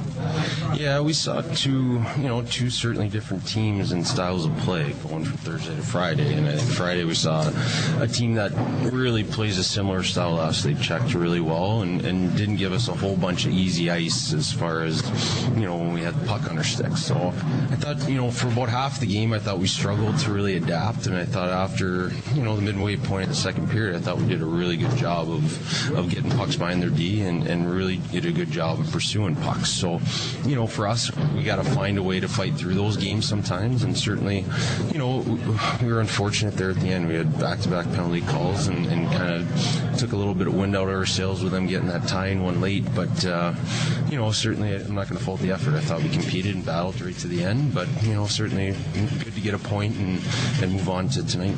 I want to look at your blue line because you lost Mitch Byrne early in that second period, but the rest of the way out playing 5 defensemen. A lot of those younger defensemen that step up, when you look at Jack Duff, Ryan Martin, and even Josh Wayman, these guys playing more minutes than you're used to along with Owen Hedrick and companies. What did you see from them, and were you encouraged by their next man up kind of mentality through the rest of the way, the second half of that game? Oh, absolutely. A guy like Ryan Martin, for me at least, has been outstanding both nights. He's a guy that we've relied upon on our penalty Mike Hill especially, but he's also been real solid 5-on-5. And then Owen's been dynamic on the power play, and that's what we've expected out of him, to take a step there. And then Jack, he's a little bit nervous at the start of Friday, but once he got settled and got into his rhythm, I thought he was really good as well. So, our young guys they're starting to get feel for it. We'll see another young player in the back end tonight replacing Mitch, and hopefully he can find his legs early and get going. I wanted to keep it with the young players, because you kind of rotated, and we saw Chad Yitman on Friday night, came in for Max Golod. But with so many young guys, how do you keep that rotation and keep these guys fresh while also giving them that opportunity to learn and grow as hockey players as part of the future of the Erie Otters? Yeah, I think this first weekend was really, for me at least, just kind of getting their feet wet a little bit. And, we'll get another reload here. Joe Mack will play tonight. And, it's important these guys get their first one out of the way so they don't really have to worry about it as much. And, it also gives us video reference now when we're going back watching the game. We have some clips to show them from their shifts and, and really teaching, throughout this whole process. So, I think Chad was a little bit nervous. You could see it in his game. I thought he was a little bit hesitant at times, and certainly didn't show that in the preseason. So, it's going to come. We're not expecting these guys to be world beaters or frontline guys right off the hop. We just want to make sure they're adapting well and getting adjusted to the style of play. I'm sure it takes time. We'll have to touch up on that probably halfway through the season about where these guys are at in the evaluation process. But looking at tonight, I'm sure these guys saw Thursday after the win. They look over, there's the Ottawa 67's and the Barrie Colts, and they got smacked around 11-2. We're going to see these guys on Sunday night. How do you keep them, I guess, square between the ears? Because Leicester on Friday night themselves, they went out and took down the Eastern Conference champion and the Mississauga Steelheads in a game. Yeah, no, a lot can go wrong pretty quick in the first game of the season, and certainly I'm sure they felt that way in Barrie. It was kind of both goalies for them kind of gave up the big numbers there, and you saw them bounce back and win a big game there on Friday. So we expect to see the team that showed up on Friday, and they play a structured game. They play a pretty normal style as to nothing extravagant. So again, right now my focus is on us and how we need to play and what we need to get better at, and that'll continue until we get to the point where I'm happy with our team play. All right, thanks for this, Chris. Good luck here in Ottawa. Yeah, thanks, Aaron. That's Chris Hartsburg of the Erie Otters. You're listening to the Erie Otters Radio Network on CBS Sports Radio 96.3 and 1260. An Erie landmark since 1953, Nunzi's Place serves generous portions of great food at reasonable prices. Family owned for almost 60 years, Nunzi's prepares the finest Italian cuisine in Erie. Come see why the Erie Times-News said Nunzi's is known for food that tastes good. Nunzi's Place, located at 2330 East 38th Street near the Bayfront Connector. To call for reservations or place an order for takeout, call 825-2940. Nunzi's, known for Italian food that tastes good since 1953. Okay, you about ready to get your first treatment? Yes, Doctor. Joanne is fighting her cancer with radiation. She's also fighting it with big data. Wait till you see how easy this is. You're going to do great. The Highmark Cancer Collaborative works with oncologists like Joanne's to provide the latest data on proven treatment options, giving Joanne the plan she needs to win. Creating new standards in cancer care is living proof. Highmark Blue Cross Blue Shield together with Allegheny Health Network. Visit highmarklivingproof.com to learn more. What is the best-selling SUV or CUV in America? The all-wheel drive Nissan Rogue. Only $279 a month with zero down. It has comfort with zero gravity seating. It has safety with a unique safety shield. And now it has competition, the brand new Rogue Sport. The new Rogue Sport, it's only $20,990 right now at Interstate Nissan. 1.5 miles south of I-90 on Route 19. Lease is 12,000 miles per year. Payment is plus tax, title, and license. The first payment due at signing. There are 2 or more Rogue Sports at this price. Number HW106071. An Erie landmark since 1953, Nunzi's Place serves generous portions of great food at reasonable prices. Family owned for almost 60 years, Nunzi's prepares the finest Italian cuisine in Erie. Come see why the Erie Times-News said Nunzi's is known for food that tastes good. Nunzi's Place, located at 2330 East 38th Street near the Bayfront Connector. To call for reservations or place an order for takeout, call 825-2940. Nunzi's, known for Italian food that tastes good since 1953.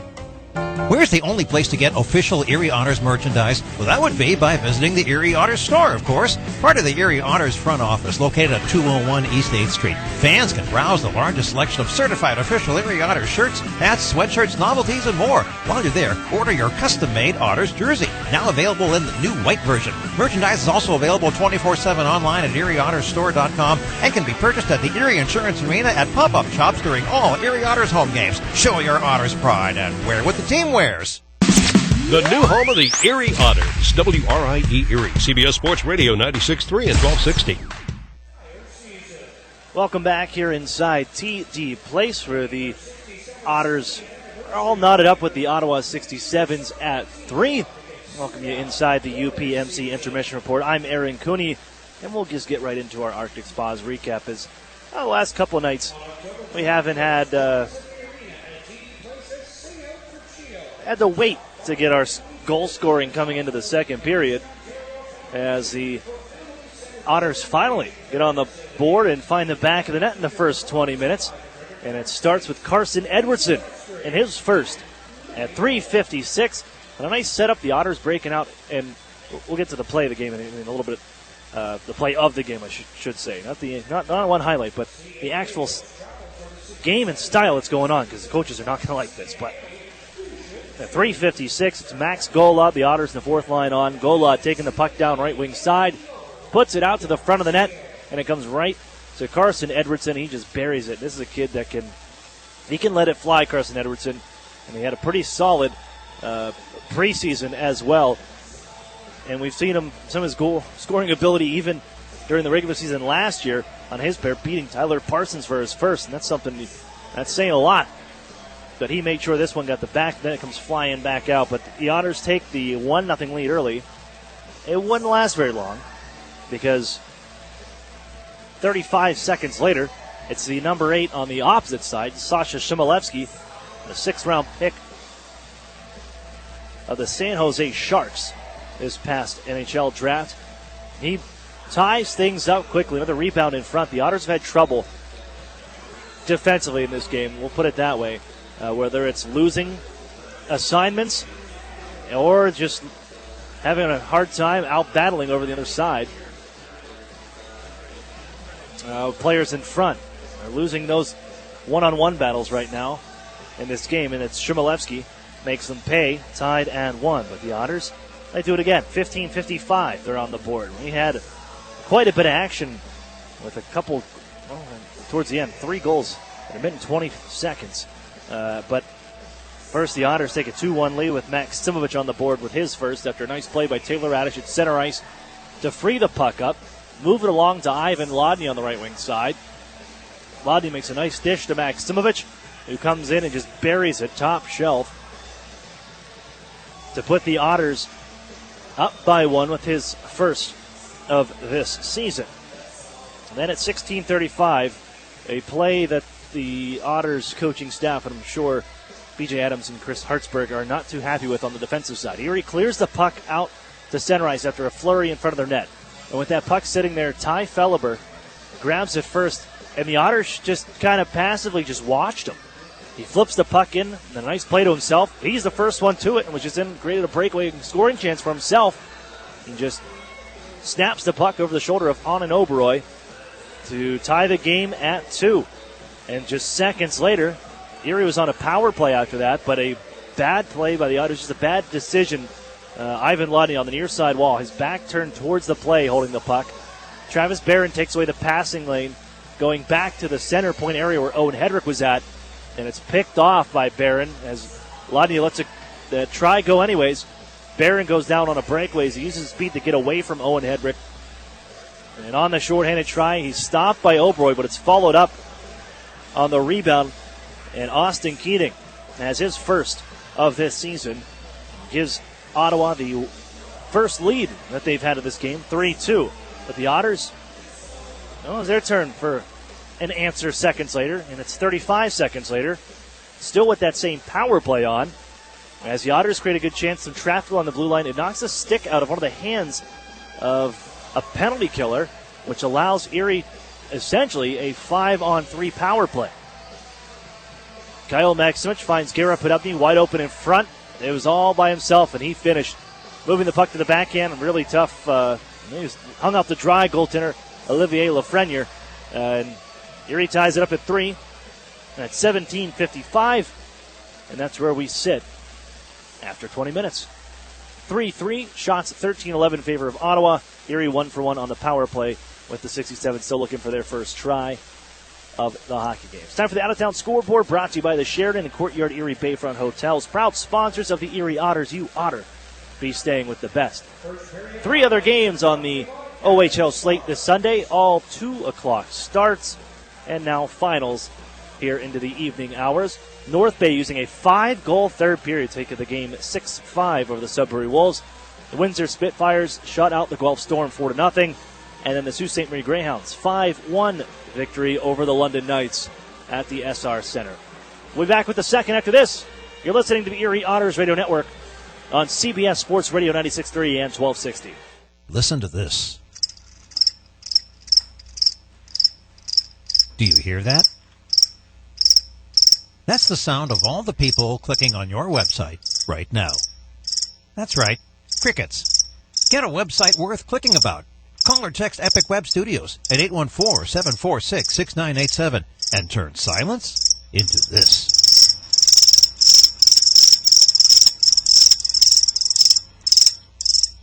Interstate Mitsubishi is now selling the Outlander Sport for its lowest price ever, $16,988. That's almost $5,000 less than its original MSRP of $21,890. For just $16,988, you can own an Outlander Sport with a 10-year, 100,000-mile warranty, 7 airbags, and 18-inch alloy wheels.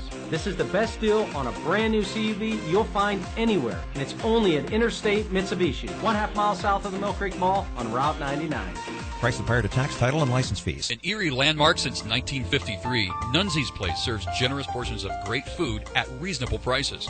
Family owned for almost 60 years, Nunzi's prepares the finest Italian cuisine in Erie. Come see why the Erie Times-News said Nunzi's is known for food that tastes good. Nunzi's Place, located at 2330 East 38th Street near the Bayfront Connector. To call for reservations or place an order for takeout, call 825-2940. Nunzi's, known for Italian food that tastes good since 1953. Okay, you about ready to get your first treatment? Yes, Doc. Joanne is fighting her cancer with radiation.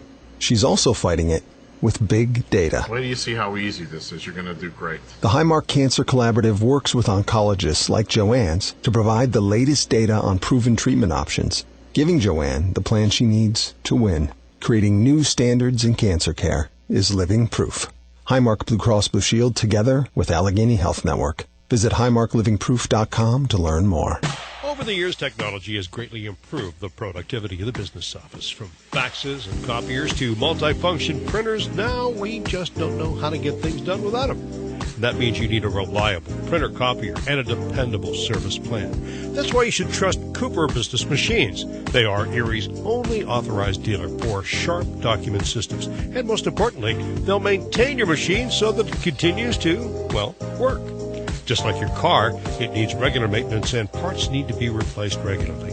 If your copier isn't properly maintained or you're not getting toner in a timely fashion, then you've been reminded of what it's like to work in the dark ages. Don't wait any longer. Your business requires dependability. Shouldn't you expect the same? Cooper Business Machines, Erie's only authorized sharp dealer and service provider.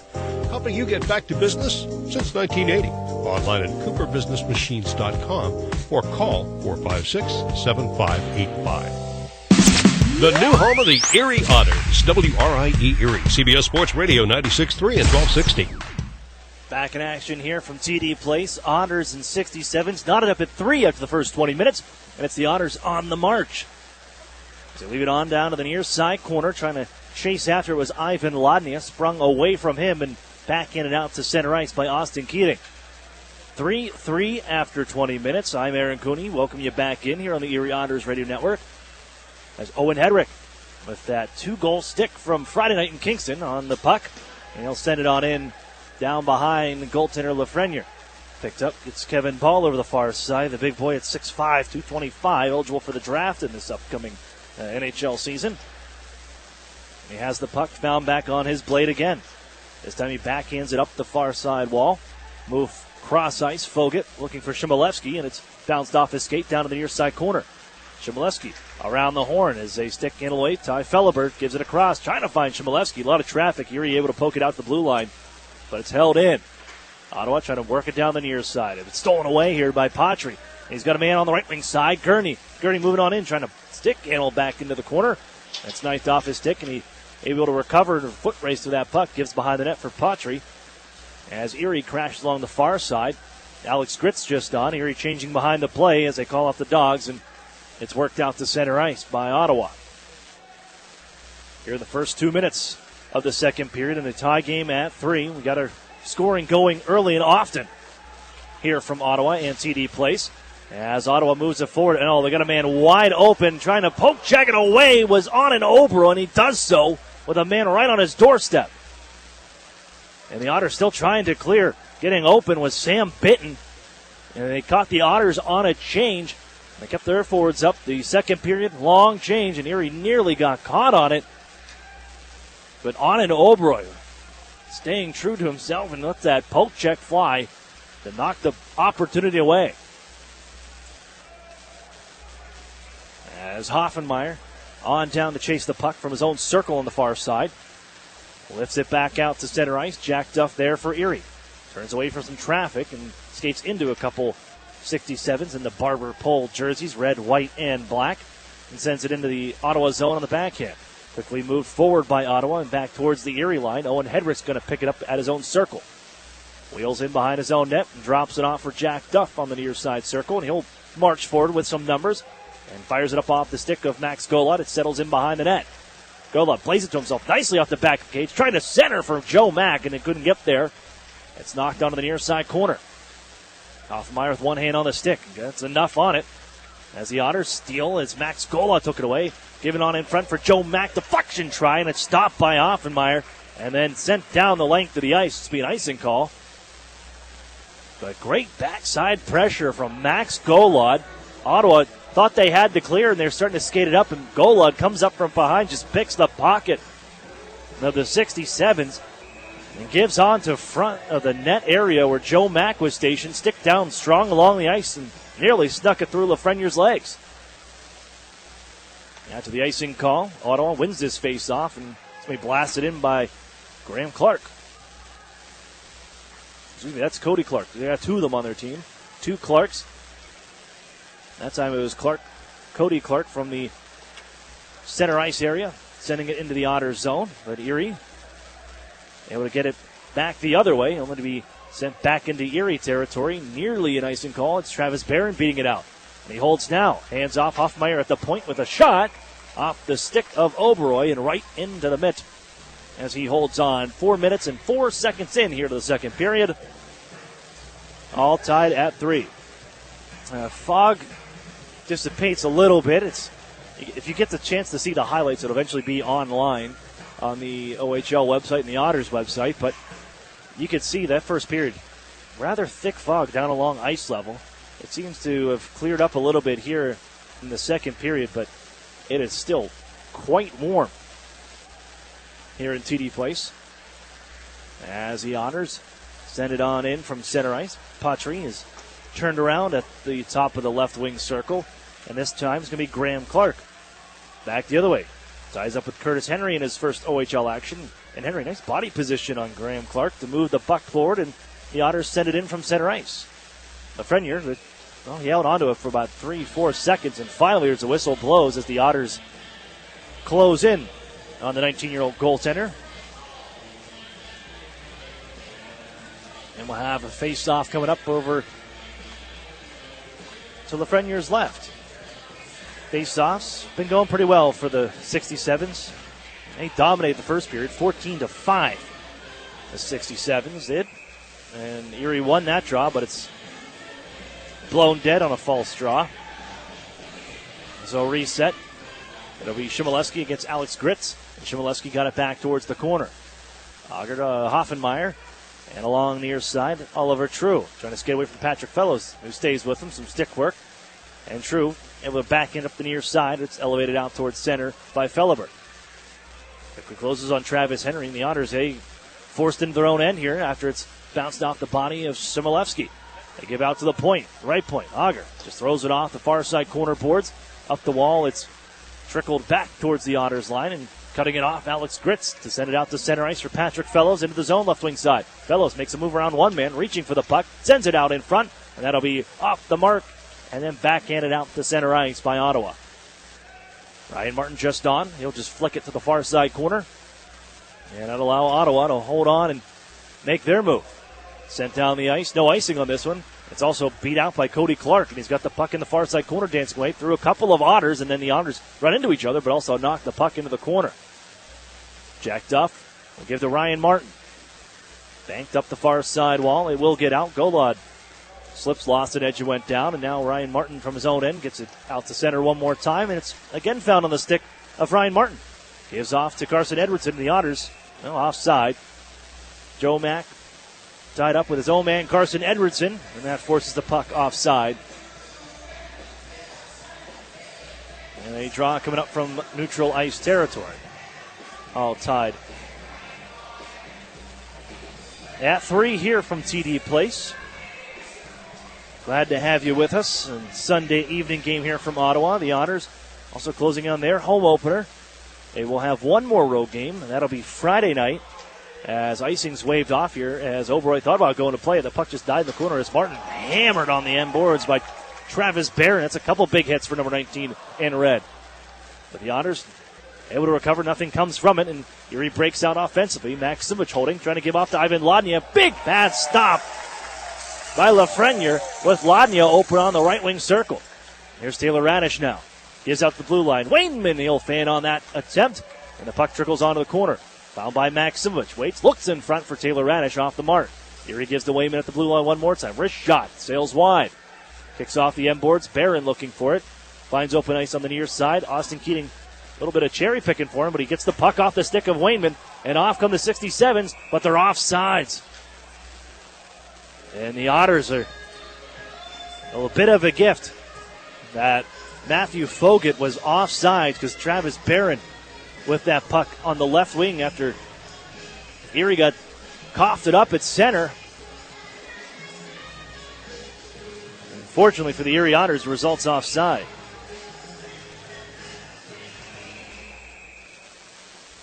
Another false draw. The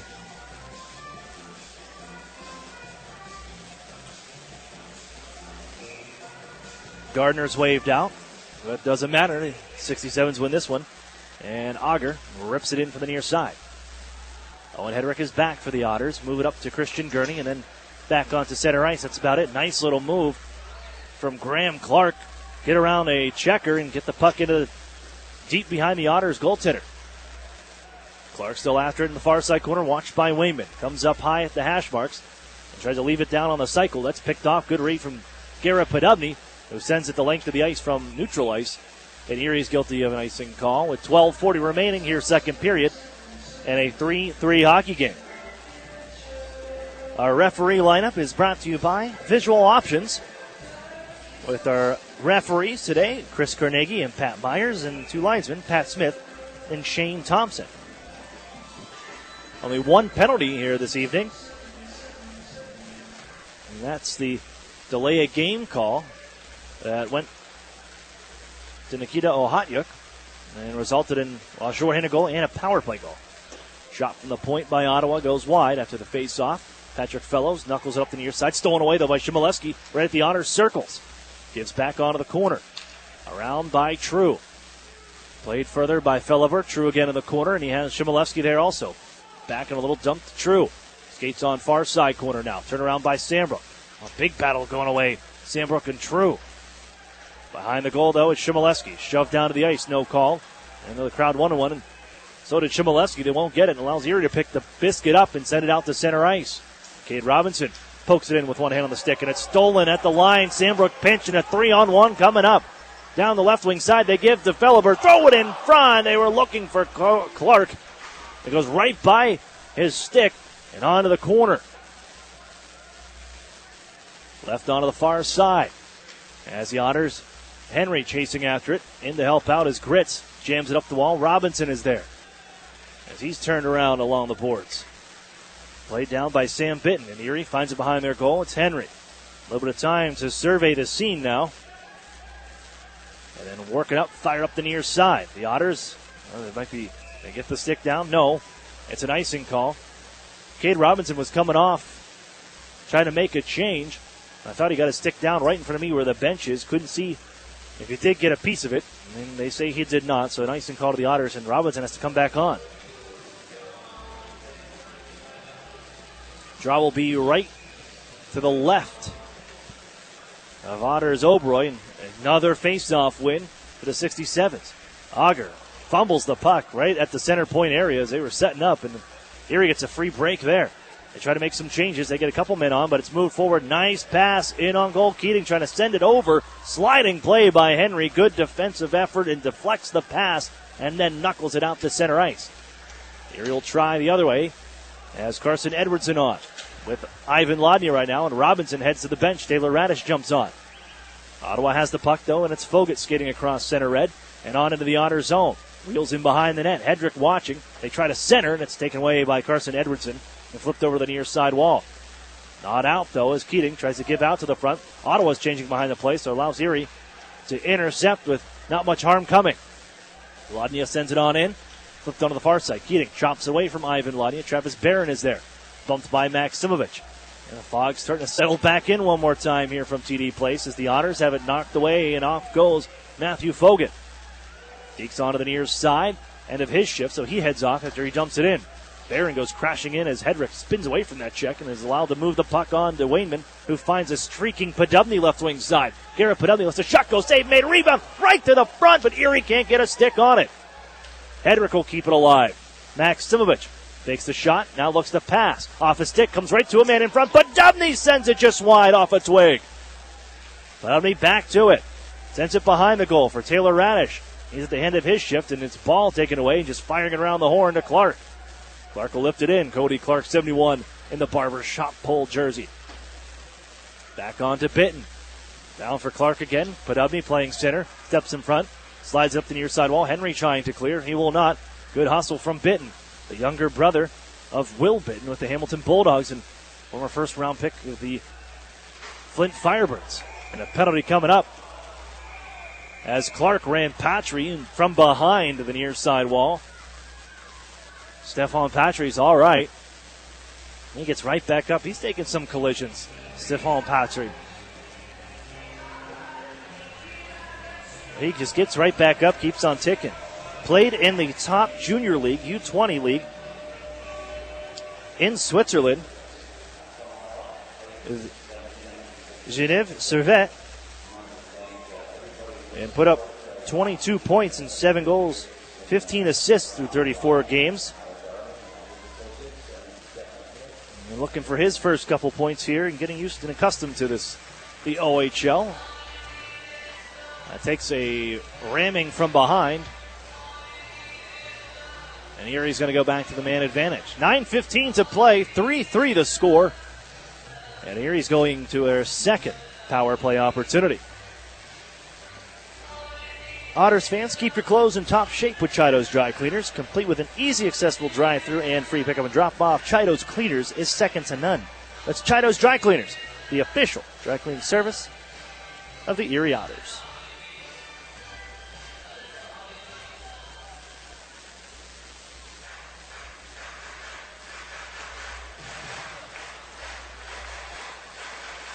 Podubny, Radish, Hedrick, Maximovich, Lodnia. Last time we had a power play, we had 2 goals. A shorty, and then Garrett Podubny tying it back up at 3. Hedrick's going to hold this one in off his glove as he backhands it with a lot of pressure along the near side. Lodnia able to help out. Barron on his back, but Erie has the puck. Thrown to the front of the net by Maximovich and deflected off the post by Podubny. Hedrick's try. That's fought off by Lafreniere. Poked up the near side, knocked it in midair by Taylor Radish as they tie up in the near side corner. That's ball. Radish, Podubny. Podubny sliding up the near side. Hedrick has it. Holds from the blue line. And the Otters set up shop. Lodnia, right side circle. Back to Hedrick from the point. His shot kicked away by Lafreniere. Radish gives him front. Here's Maximovich. Drops it off to Hedrick now. Right side, Lodnia. Taylor Radish will pick it up on the cross-ice pass. Fakes the slapper. Gives to Lodnia. Right side. Moves in. Rings it off the post as Big Ben strikes 2 on this power play alone. And the Otters can't get to that rebound as Keating, good speed, just shuffles it over the stick of Ivan Lodnia. And the Otters back to their own end. Power play stays on. Here's Maximich, gets across the line. Hedrick is open on the near side, but they miss on the dish. And it's flipped up down the ice on a play by Gardner. Lodnia sweep it around from behind his own goal. And here's the second unit hopping on. Christian Gurney in possession. Goes deking between two, heads across the blue line, and the Otters, second unit, trying to set up shop as Patrick Fellows will find the puck and send it onto the near side corner. Edwardson there for Erie. 30 seconds on the power play. Couple of posts already for Erie on this man advantage. Wayman for Edwardson. Off his stick on the near side circle. Looking to move it onto the blue line. It's poked away from him. And Erie back to their own line. Moved forward by Sambrook. Chopped on in by Josh Wayman, and Fellows after it to the near side. Turns away from traffic. Now Edwardson in to dig along this fray in the final 5 seconds of the power play. And Ottawa, they're content with just tying this thing up and let the clock run out because out of the box, we're even strength. They hustle back into the play. Clark joins. We thought about getting the whistle going, and a stick came up on Gardner from Edwardson, nothing called. Displeasure from the crowd, but here they come the other way, left wing side. Clark turned around by Sambrook. They go battling back and forth on down to the corner, and some shoving coming up. We'll have penalties. Sambrook goes tumbling down to the ice with Clark.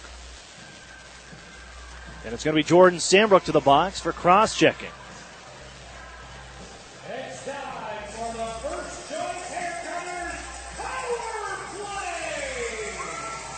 They showed the battle in the near side corner from a little bit earlier that you probably could have got Carson Edwardson for an elbow as that one came up, but they got Sambrook back in Erie territory for a cross-check in the first power play of the day for Ottawa coming up.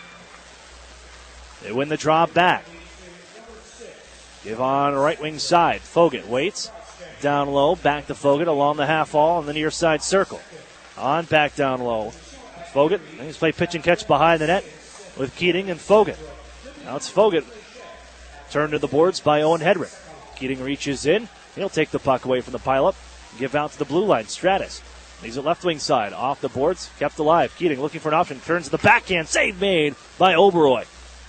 They grab it one more time, and they'll look for Fogut along the near side circle. Picks it up off the wall. Cross ice pass. Felliver walks in. Wrist shot sails high.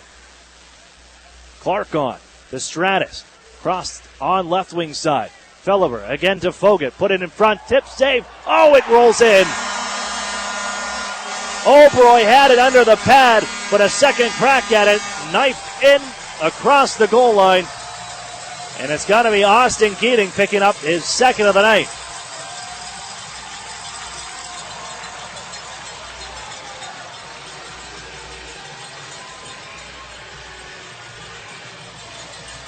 Well, it's a great save in front by Oberoy as Fogut put it right to the tape of Austin Keating.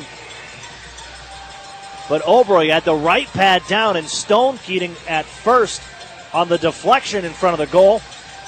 And it just sat underneath his pad. Erie couldn't get a cover up, and Keating just kept digging away and eventually poked the puck in across the line. And Ottawa takes the lead 4-3. Austin Keating with his first two of the season, and this one comes on the power play. Bounced into the Erie zone. Wayman up off the body of Carson Edwardson. Trickles across the blue line of the Otters and into neutral ice. Taken by Auger as he brings it towards the Otters bench. Sends it up the near side where it stepped into Jack Duff with a steal, and he'll try to carry down the near side circle. And into the offensive zone to the corner. Little help here with Joe Mack as Mack sends it back behind the net. Erie changing behind the play. No reinforcements. As the puck settles, a good keep in by Josh Wayman. Erie still waiting for the forwards to make their way out to the ice. But allows Clark to take the puck away and skate out to center. And now look out, makes a move around Jack Duff. Takes the puck in towards the Otters goal and centers. Stolen. Good recovery from Jack Duff to knock it. And here comes Erie the other way. Although offside.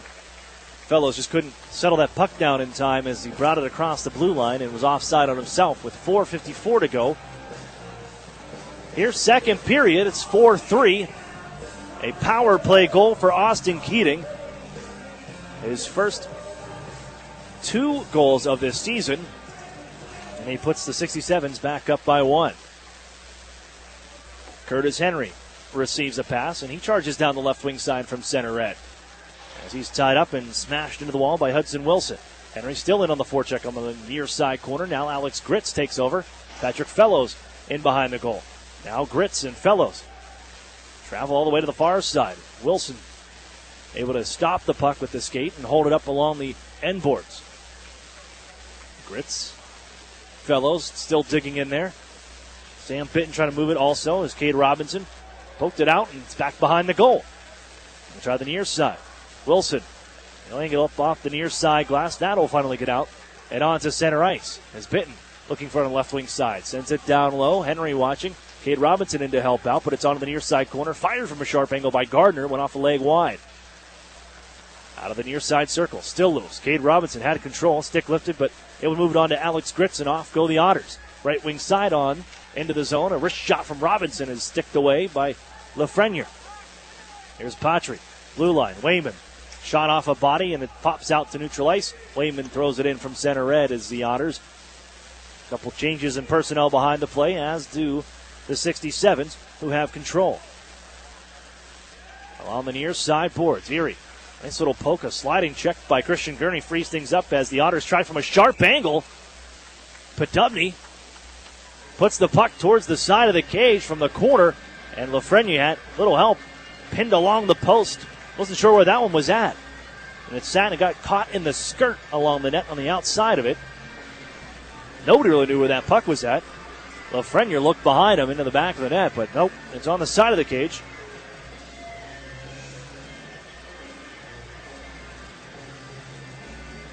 And we'll get a halt in action, 3:25 to go.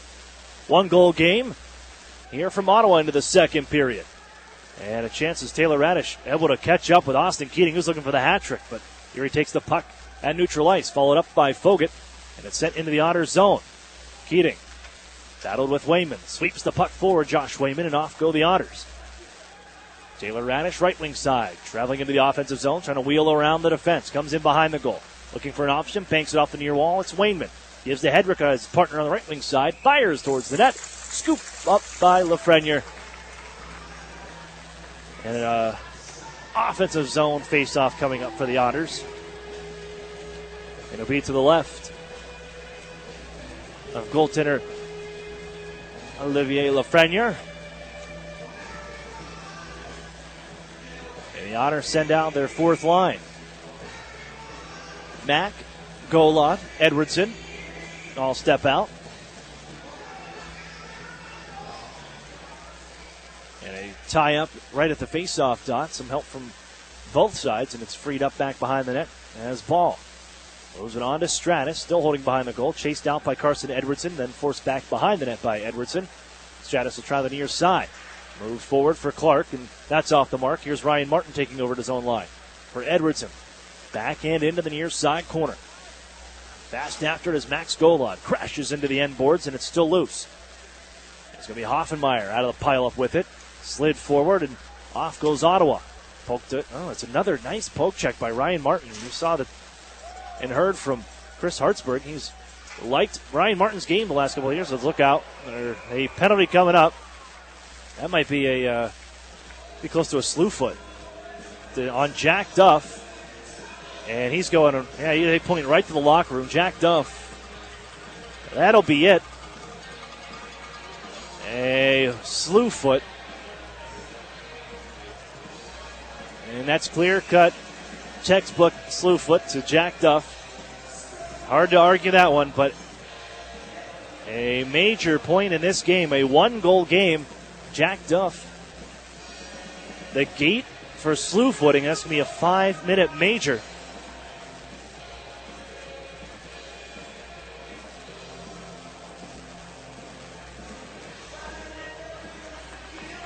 And the Otters are going to send Stephane Patry to serve the penalty. But the major power play upcoming for Ottawa. 2:10 to go in this second frame. And a little under 3 minutes will carry over into the third. In a one-goal game, it's 4-3. Here comes Ottawa left wing side. Trying to get down low to Keating. He'll sweep it around the near side boards for Fogan. He set up that power play goal that put him ahead, and Fogan has it. Keating down low, back to Fogan. Out high. Stratus, left side. And they hold and give off to Felleber as he twirls around and tries to get away from Christian Gurney. And back on to Stratus, quickly off the near side and getting a piece of it with the Otters, but Fogan knocks it out of midair. That'll be with a high stick. But the Otters come and play it, so we get back to action. All good as Keating tries to drive out in front off the goaltender. And it's going to be grabbed and settled down by Otto rather than throwing it back to the net. Looking to give out to Fogan. He'll receive on the right wing circle. On the hash marks, and then down low. Keating out in front, off a skate. The Otters good and clear, held in by Stratus. 25 in red, throws it towards the net. That's off a skate, never made it on goal. Felleber down along the corner and back up high. It's held by Peter Stratus. Felleber left circle on near side, looking for Fogan. Off a stick to the Otters. Nice read, but they still can't clear. A minute to go. Look out, they get loose in front and score. Well, Erie went to go play the puck behind the net.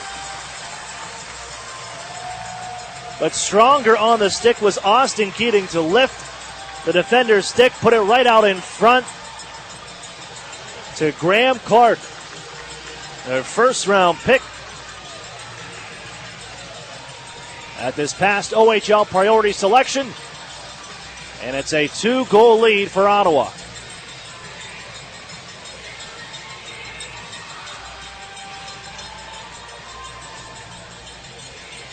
And that's where Erie's been beaten this game, as this one sails out of play. Erie has had trouble one-on-one and in down tight in their zone. Clock kept running. We lost about 7 seconds. They're going to put some time back on. Should be about 51. It says 44. But that was the prime example of what's wrong with the Otters here today. And it hasn't been without lack of trying, but they have not won one-on-one battles. And it started with, on that play with the power play, behind the net, Keating.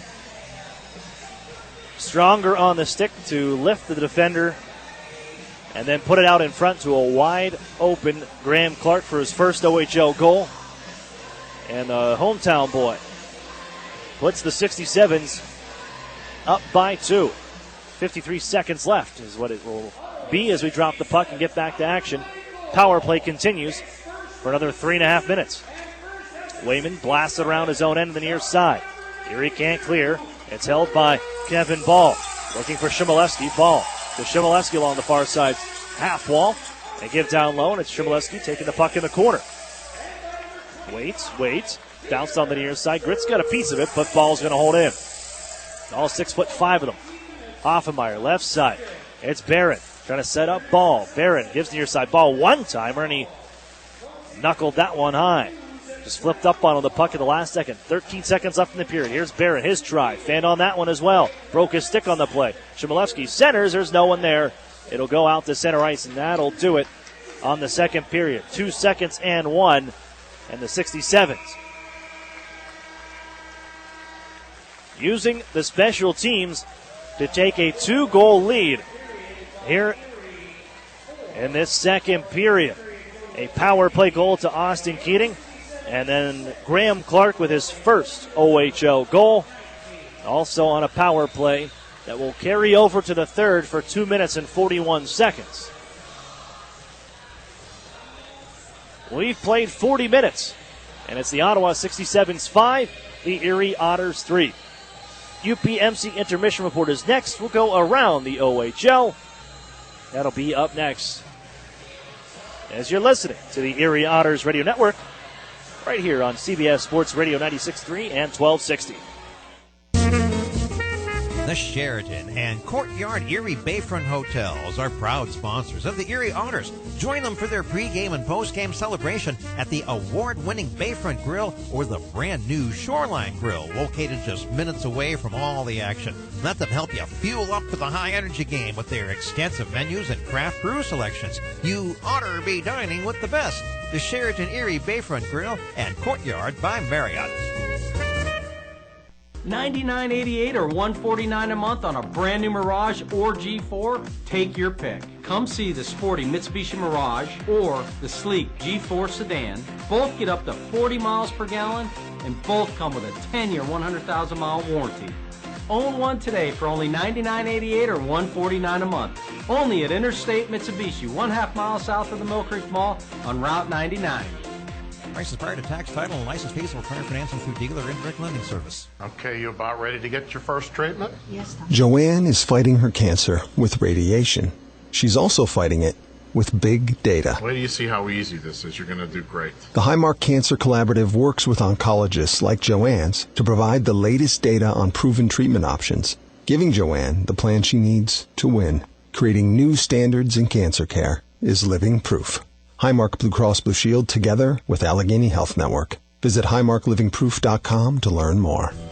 An Erie Otters game is the best way to bring everyone together. Gather your family and friends or plan an office or work outing at the best entertainment value in Erie. Groups of 10 or more can enjoy discounted ticket prices with multiple seating options available. Ask one of our group sales associates today about a group outing and even upgrade into our meeting room suites for the most stylish experience at the Erie Insurance Arena. Otters sales associates are standing by to take your call and plan your night out during regular office hours at 814-455-7779.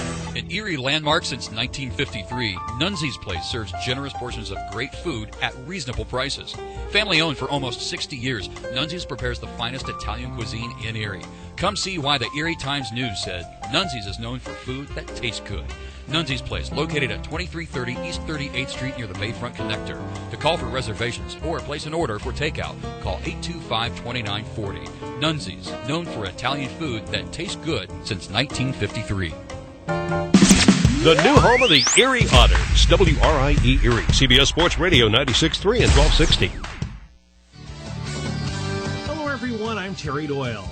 Welcome to a brand new season of OHL News, presented by Warrior. We're with you every week during the Ontario Hockey League season to bring you the news and notes from around the league and let you hear from the great players from across the Ontario Hockey League. As we start out the 2017-2018 Ontario Hockey League season, certainly many changes around the league as there are many new coaches and management staff across the OHL, as many have moved on to the professional ranks.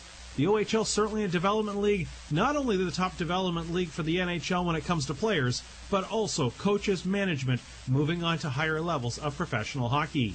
To get updated on all the moves, be sure to check out the league's official website, OntarioHockeyLeague.com. Meantime, a player who's looking to move up the ranks over the next couple of years is Adam Maskrin of the Kitchener Rangers. He had a 100-point season last year and is back with the Rangers for his fourth year in the Ontario Hockey League.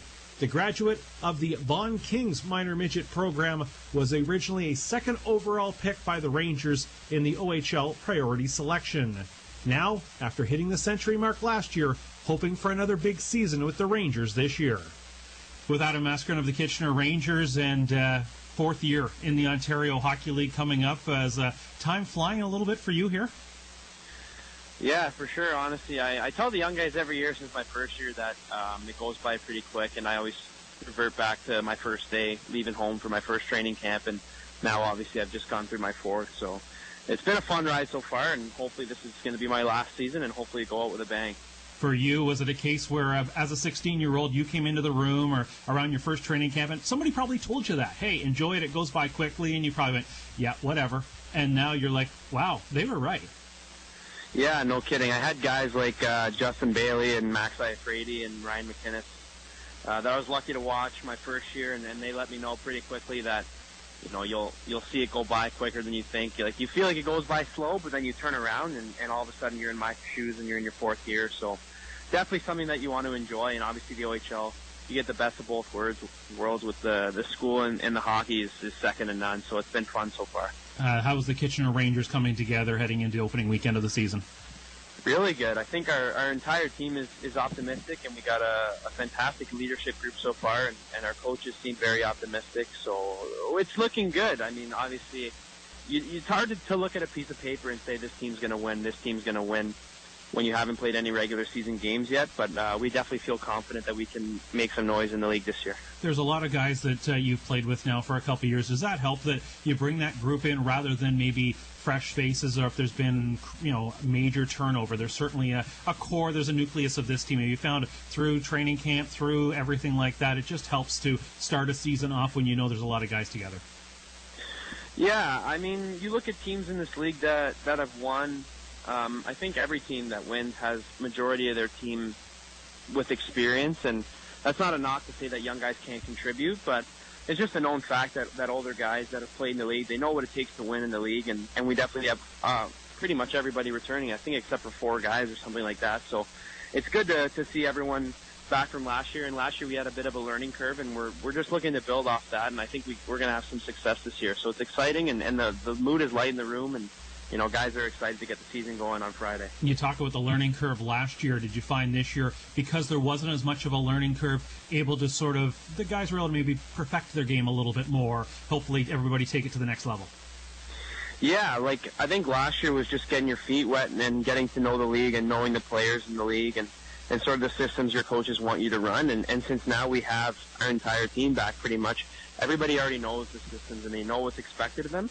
And now it's at the point where, we need to execute, and guys know that, and we have obviously a lot of guys signed to our team, so guys are fighting for roles and fighting for spots, and that's what you want, right? You want them because the best of all of us, so we definitely have that here in Kitchener. For you, I know coming back from an injury, getting a case to maybe a bit of limited time during the preseason, obviously, but you must be excited and looking forward to getting back on the ice to start the regular season. Yeah, for sure. It's obviously not a process that anybody wants to go through, but going through it, now I know that, I'm 100% healthy, and whenever I play my first game, I'll be 100% healthy, and, that's reassuring to me to know that. I'm definitely looking forward to getting the ice. I've been practicing with the guys, and I'm very excited. I mean, I haven't played since the playoffs last season, so for me, I'm itching, and I got to watch my team play, and they say it's more painful than getting hurt is watching your team play without you, and I definitely found that out in preseason, so I'm looking forward to playing my first game. The competitor in you says, let me go, and the doctors say, hold on. Is that one of the parts of the process where, all right, Doc, I'm going to trust you, trainers, everybody like that, but the competitor in you says, let me go? Yeah, I've learned to be patient. I think my first year I would have been like, I got to play, and I think now at this point I'm sort of taking a step back and looking at it like I hope to have a decent career in this game, and everyone that comes to the OHL wants to play in the NHL, and I think you can't do that if you're always hurt. So if I'm rushing myself back early to play as a 19-year-old, what makes me think I'm going to have a chance to play as a 25-year-old, So I'm kind of just taking a step back and just trusting the doctors, and I've had the Leafs guy do my surgery, and he's pretty fantastic, so I trust him a lot with letting me come back at the right time. That was Adam Maskrin of the Kitchener Rangers, enjoying some fun with Rangers fans both on and off the ice. The inaugural CHL Top 10 ranking for the new season is out, and once again the Ontario Hockey League very well represented. The Owen Sound Attack ranked number 2 in the country, the Mississauga Steelheads at 4, the London Knights at 7, and the Sioux Greyhounds at number 10. Honorable mention, we start out the new season going to last year's Eastern Conference regular season winner, the Peterborough Petes. Well, that's going to do it for our show this week. You've been listening to OHL News presented by Warrior. I'm Terry Doyle. Thanks for joining us. You're listening to the Erie Otters Radio Network on CBS Sports Radio 96.3 and 1260. Hi, this is Ed Rendell. I've got to admit that I was sort of a dinosaur when it came to using social media. But my son found Epic Web Studios, and we began working with them. And they've done an incredible job with us. They've significantly increased our followers on Twitter and Facebook. They make sure that we put up the right things. They capture every good thing that I've said or done on TV and get it out real quickly. And it's been just a revelation to me, and they've been tremendous to work with. Don't be a dinosaur. Call or text Epic Web Studios at 814-746-6987. The Nissan Altima. It's now 30% off its manufacturer suggested retail price. The stylish car is a 2017 Top Safety Pick Plus, and it gets up to 39 miles per gallon. And it's 30% off its MSRP. Another amazing price is on the Nissan Versa. It's selling at its lowest price ever, only $11,990. Come see the Altima and Versa at Interstate Nissan, 1.5 miles south of I-90 on Route 19. There's 2 or more at each price. Altima HN307132, Versa HL866268. Hey, Jane, check it out. 2 brand new Fast Play games from the Pennsylvania Lottery. Yeah, you just pick your game, get your ticket, and see if you've won. And with 9s in a line, you could win progressive top prizes instantly. Instantly? That's fast. Not faster than me drinking this frozen slush. You okay? Ouch. Headache. Oh. Fast Play. Play fast, win instantly. The Pennsylvania Lottery. Players must be 18 or older. Please play responsibly. Benefits older Pennsylvanians every day. Over the years, technology has greatly improved the productivity of the business office. From faxes and copiers to multifunction printers, now we just don't know how to get things done without them. That means you need a reliable printer copier and a dependable service plan. That's why you should trust Cooper Business Machines. They are Erie's only authorized dealer for sharp document systems. And most importantly, they'll maintain your machine so that it continues to, well, work. Just like your car, it needs regular maintenance and parts need to be replaced regularly. If your copier isn't properly maintained or you're not getting toner in a timely fashion, then you've been reminded of what it's like to work in the dark ages. Don't wait any longer. Your business requires dependability. Shouldn't you expect the same?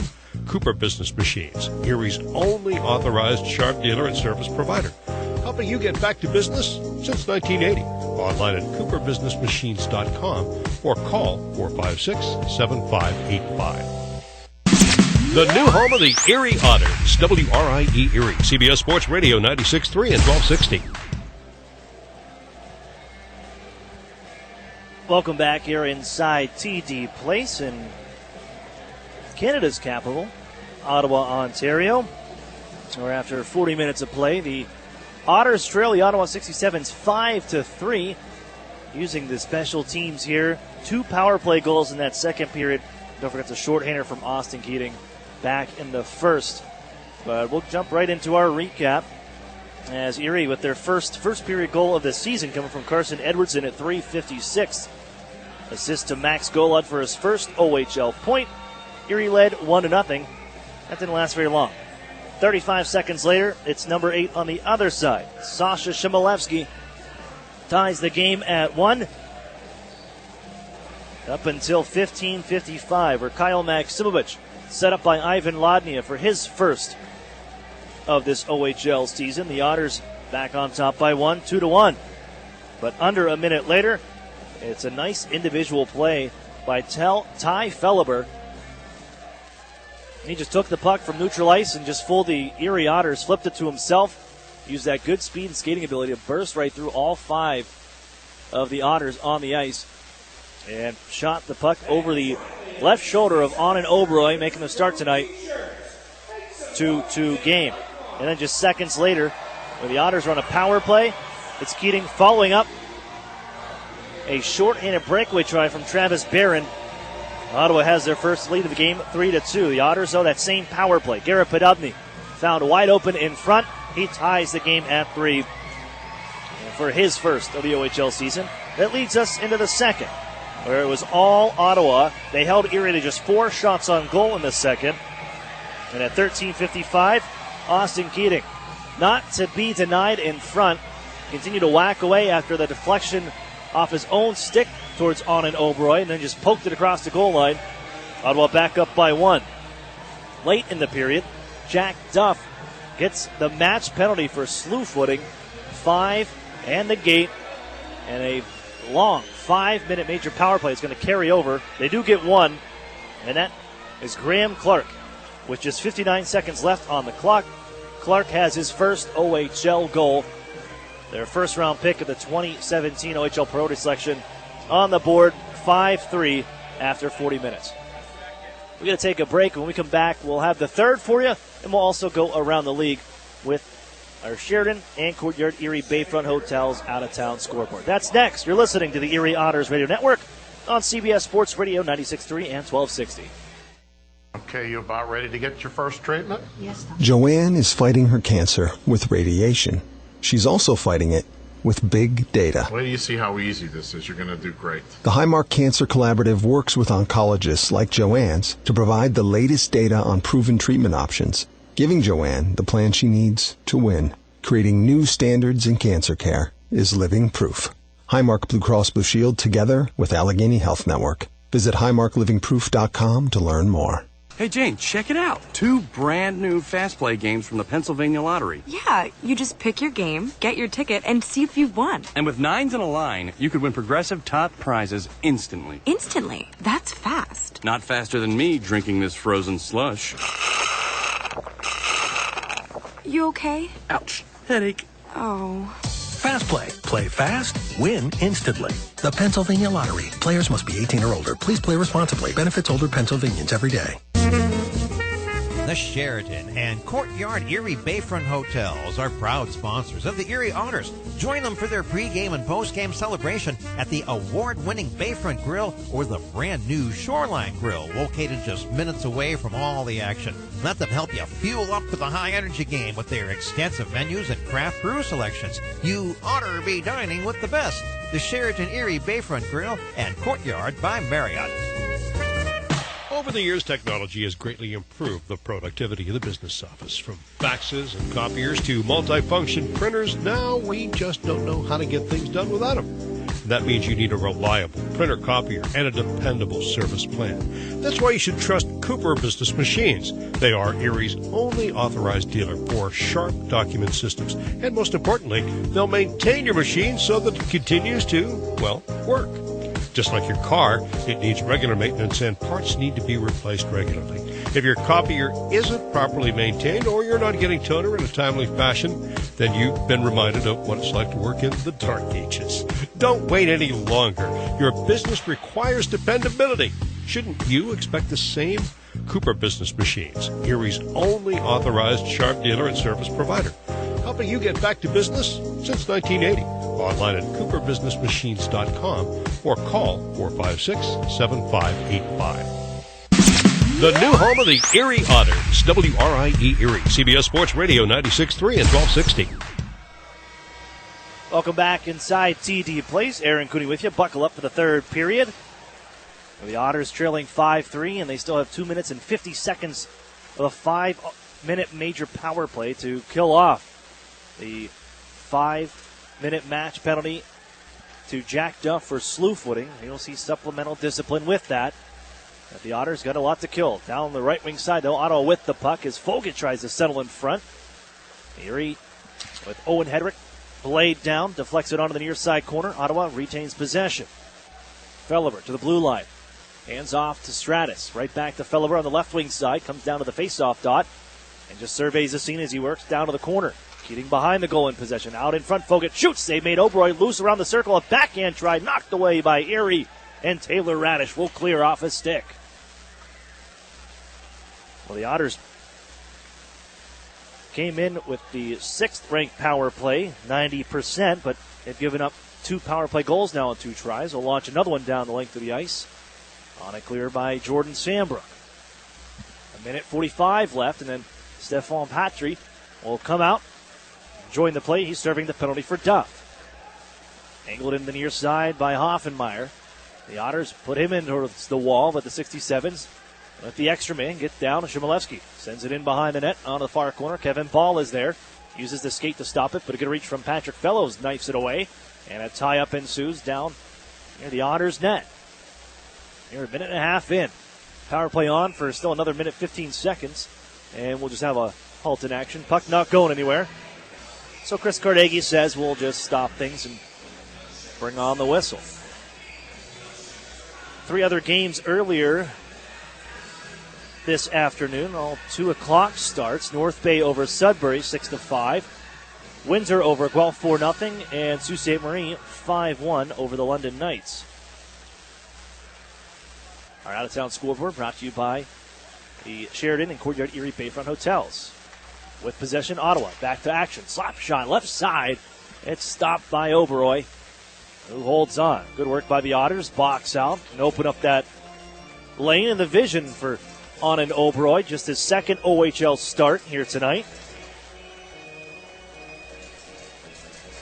filled in for the Otters last November in North Bay over Jake Lohr at that time. As Erie, still 55 seconds to kill on this 5-minute major call. Giving a cross, nice pass. Felderberg lets it fly from the left wing circle, just off the mark. Great pass from Fogut on the right half wall. He's got the puck again, 93 and white. Gives in front, one-timer, scores! It'll be Keating. And the hat trick. 6-3 Ottawa.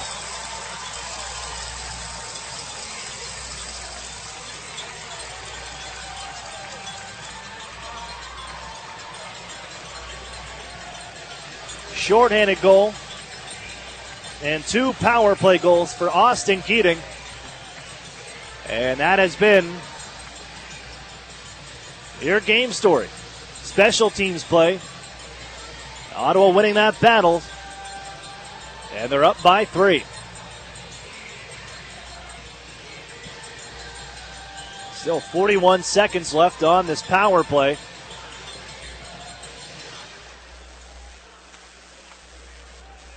As Keating's able to slide it right through the wickets of Vaughn and Oberoi. And this one now starting to fall out of reach here for the Otters with 2.5 off the clock in this third period. And they're still on the power play. It's brought in left side. Felderberg nearly got around Sandbrook, but able to recover and kick that puck with the skate, send it down the length of the ice. Felderberg, though, quickly back up. They give right side. In is Keating. Open again for Felderberg. He got a step on Ryan Martin, but couldn't complete the play. Kept in at the right point. Holding his Hudson Wilson. Out of the box, Patry. They get a shot on goal. Keating right there. Backdoor try. And it's sent just wide on an open net by Felderberg. Even strength, finally. The Otters get a chance to corral out of the near side corner as Ryan Martin looks forward. Patry skate the stick, and now it's Garrett Podobny. Loses the handle to Hudson Wilson, and it's played back out in the neutral ice area, and off comes the 67's. Clark right wing side. That's Cody Clark. And 77 in the barber shop pull. And they give on down to the corner. Back behind the net. Cycle working now. Hedrick chasing. Brought all the way around the horn and given near side. Clark winds up. Slap shot. Never made it on goal. Blocked in front. At their own man, Losov. And Erie out of the circle can finally move it forward. And Owen Hedrick, he'll just take it himself. Patry going to the goal. Hedrick lets a shot go, and that one off his stick and misses off the mark.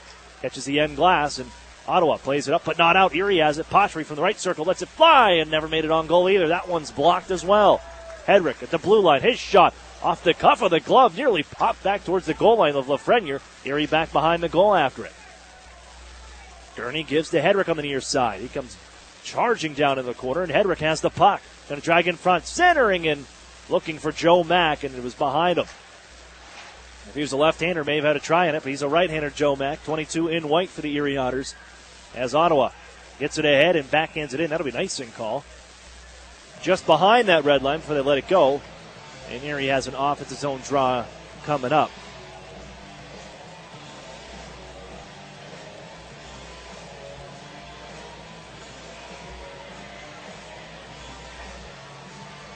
Joe Mack and his first OHL action as Chris Hartsburg slowly working the youngsters in. Curtis Henry also making his first OHL start here today. But it's Jordan Sambrook in control for the Otters. Holds and looking from the left wing circle. Hands off to Carson Edwardson. Comes along as the Otters. They got a man in front that went crashing into the goal and Golod. But the Otters could never get the puck on net. Here's Sambrook. Turned around along the far side wall. And a stick comes up on Max Golod. They're whacking for the puck in midair, and Golod took that right underneath the visor, and a penalty upcoming. And Golod appears to be all right. He'll make his way towards the bench, but Erie, a power play. And if you're looking at the time left, 15-14, pretty imperative that you get one on the board here. You're having trouble getting pucks to the net since the first ended. Just 4 shots on goal in the second. The Otters going to need some offense and get it quickly. But they'll have to start from their own end as the draw taking Ottawa in control, and they move it all the way down. Oberoi forced to play it. Hedrick will march forward, gives left. It's now Maximovich looking forward for Podubny, who chases down the puck into the corner. Chopped back behind the net, Taylor Radish is there. Swept along for Lodnia, and back down low, Garrett Podubny. He has a power play goal today, but couldn't handle that pass and drill it around the horn and on down.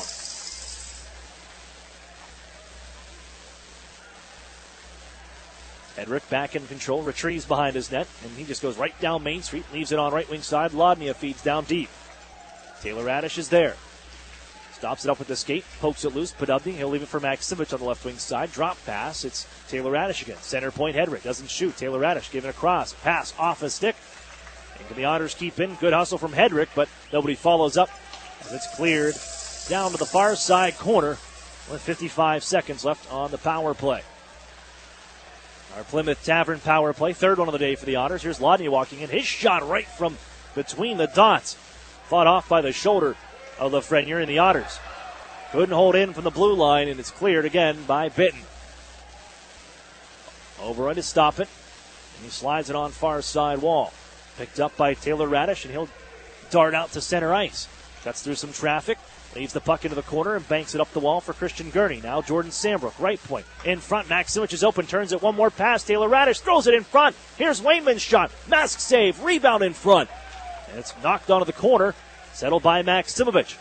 Jordan Sambrook settles down a bouncing puck. Gives to Wayman at the circle, but he couldn't receive cleanly. Hit off the toe of his stick and bounced around and just whacked down the ice by Kevin Ball, and that'll do it. 2 seconds in one. We're back to even strength. Out of the box is Graham Clark. 6-3 Ottawa. 4 special teams goals for the 67's here this evening. Otters dump it in. Gurney after it to the near side corner. Here's Carson Edwardson. Poked off of his stick. And right out to center ice. Wayman's going to track it down towards his own blue line. Gives to Sambrook. Saucered right back for Josh Wayman. And he'll leave it all the way for Patrick Fellows around the horn. Erie trying to get out of their zone now. And they almost coughed it up their own blue line. But recovering was Fellows to find Edwardson as he overskates the puck right at the offensive blue line. And it's loose along the half wall. Poked up forward by Ottawa, and back to Erie ice is Sambrook, gives some ground. 12.5 remains. Here in the Otters' third game, and they have one more road game before finally getting to settle in at the Erie Insurance Arena. Guilty of an icing call are the Otters. That'll bring it back the other way. You got a few days off. By the time you get back, well, Monday will be a day off. Erie won't get home until about 6, 7 in the morning. So while you're starting your commute, Otters will be just getting home. And then Friday, the 29th, Erie heads to Niagara for their first battle with their closest rival, Niagara Ice Dogs. And then Saturday, the home opener and the banner raising at the Erie Insurance Arena for the 2017 OHL champion Erie Otters. And also a special replica J. Ross Robertson Cup giveaway presented by Interstate Mitsubishi. Tickets available now at the Erie Insurance Arena box office. As we get back to action, here's Ryan Martin in the near side corner, trying to guide the puck up the near side wall. Little help from Cade Robinson will elevate it over the point man's stick. And a roll down, Robinson the one chasing. Ottawa in possession from the near corner. And off far side, bank up the wall, stolen away by Garrett Podubny, but he's shoved right to the wall. A check by Ohatyuk. And it allows Ottawa move forward. Bitton toss it on in. Martin again there for Erie. Down to 5 defense one more time for the Erie Otters. They lost Mitch Byrne in the second period against Kingston as Garrett Podubny tries a twirling backhander that's off the mark. He's the only man in on the forecheck right now. Erie finishes that change, and Ball looks forward. Nearly springs Barron onto a breakaway. And misfires on the pass and results in an icing call. But Byrne went down in the second period against Kingston. Not available to the Otters here tonight. That's why you're seeing Curtis Henry out there. Haven't seen much of him in this frame. But Jack Duff taking the slew foot penalty, the end of the second. And that leaves Erie with just 5 defenders. And as we mentioned, not a whole lot of Curtis Henry here, since Erie went down a defender in a game, trailing by 3 with another 11 minutes to go. Here's Kyle Maximovich. Tied up along the far side corner, and Ottawa trying to skate out with it. Fogut has to slow down. The pass in his skates, recovers, and just leaves it into the near side corner. Hedrick there for the Otters. Gives on far side. Keating will intercept. Given out to front by Fogut, but the Otters steal. Just jamming off the near side glass out the center.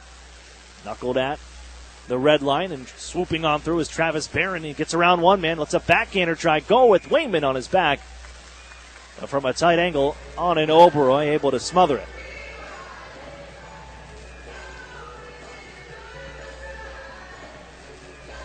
You can see the fog again coming back in here. It is a muggy TD Place here from Ottawa. Seeing a lot of t-shirts and shorts in the crowd. And some fans coming over from the Ottawa Fury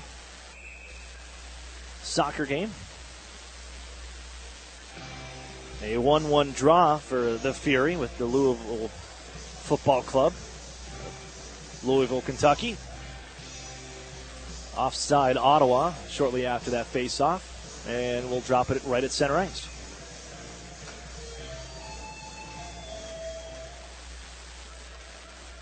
Face-off won back by Sasha Chmielewski, a 6th-round pick of the San Jose Sharks this past year. But the Otters steal, and Joe Mack just lost the handle coming across the blue line and allows Ottawa to take over. Felleber tossed in by Chmielewski, and Felleber will chase. Henry, one hand on the stick in the near side corner. Gets a little help from Ryan Martin. It's bounced. Look out. Weird bounce to the front of the net. But luckily for the Otters, Oliver True could not cleanly pick that one up and get a shot on goal. Chmielewski back behind the goal. Water bugging away. Gives out to Felleber. In front for True, and the Otters, a lot of sticks and traffic, able to knife it out to center, and Jordan Sambrook wants to go for a rush. Has it with Golod. Wipes out along the near side, and from his knees, able to slide it towards the net. And it's covered slowly by Lafreniere with 9:41 to go in a 6-3 hockey game. The Ottawa 67's in their home opener, kicking off their 50th season. They've got the lead and feeling pretty good. You heard the answer from Chris Hartsburg that they're more worried about their own team, but you got to wonder, when you look at the scores from opening night, you saw Ottawa drop to the Barrie Colts 11-2. The Otters may have felt a little comfortable with themselves coming into this one. That the intensity and the hard work that we saw the last couple of games just not there here this evening. Otters fans, Trumu and Meadowbrook Dairy Pure Milk. It's the official milk choice of the Erie Otters. That's Trumu and Meadowbrook Dairy Pure Milk. Pick up a gallon today at your local grocer.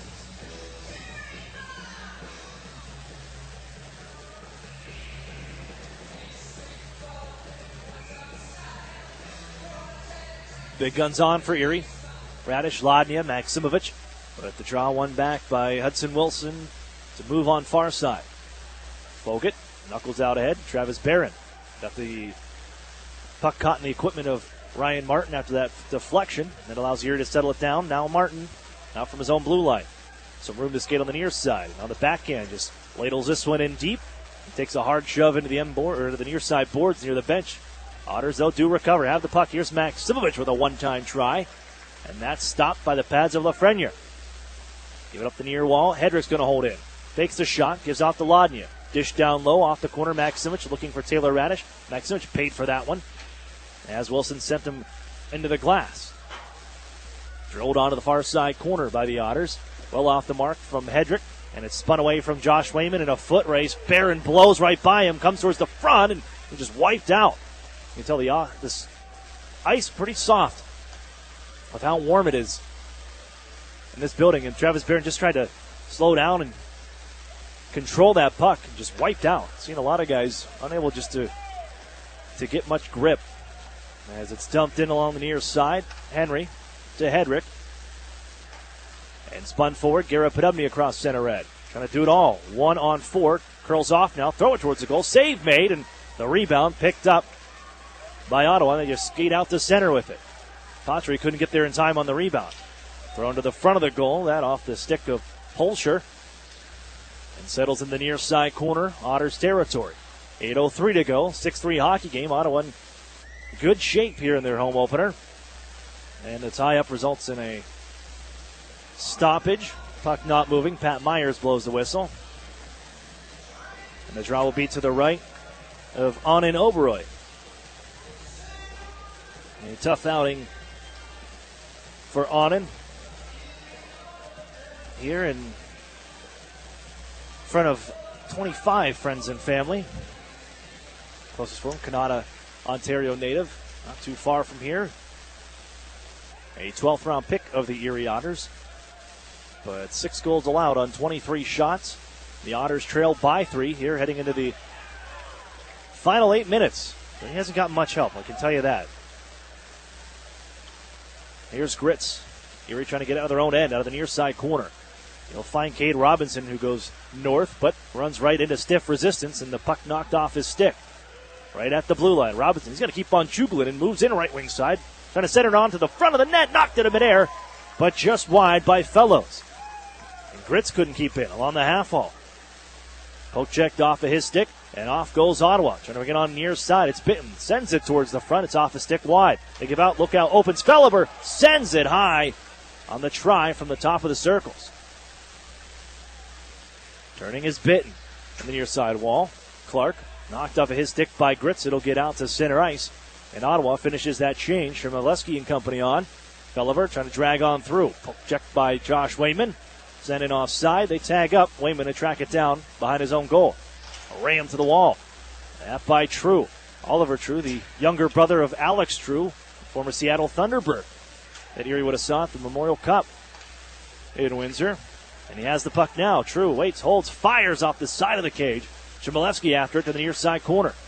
True just as big, too. It's 6'3", $190.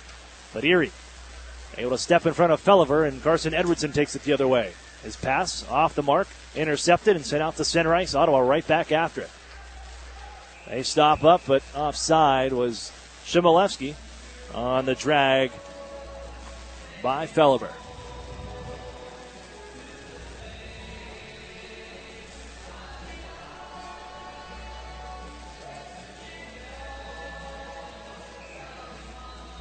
.6:14 left. And the Otters down by 3. And you've got to get something moving quick. Right now, a much better showing offensively. At least surpassed the second period's shot on goal total. Backing it in, though, by Ottawa to the near side corner. Austin Keating looking for Barron. But Hedrick disrupts that, and he'll find Lodnia down the right wing side. And all the way down to the corner. Ball runs into him. And Fogut will take the puck. Pushed forward, on out towards center, off the stick of Ryan Martin watching as he saw the captain Travis Barron barreling down on him. Owen Hedrick takes over for Erie. Radish to Maximovich. As the Otters enter the offensive zone, here's Kyle Maximovich looking to play it on for Lodnia. That hit off the body of Fogut and trickled toward Lafreniere for the stoppage. Home openers haven't been too kind to the home teams. Start this OHL season. 11 home teams have lost their opener.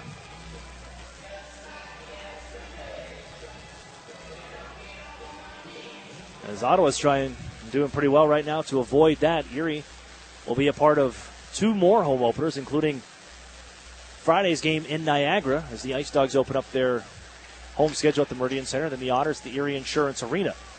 So counterattack here by Ottawa. Out to the face-off. And out of the near side corner, big check by Jordan Sambrook.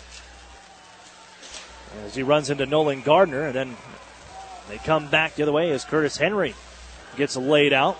But that'll bring a call.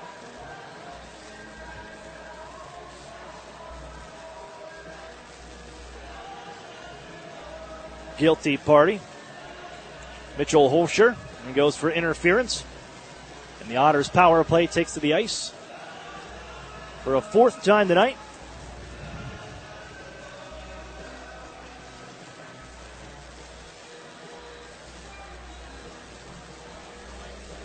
One for 3 so far. And the top unit heads on.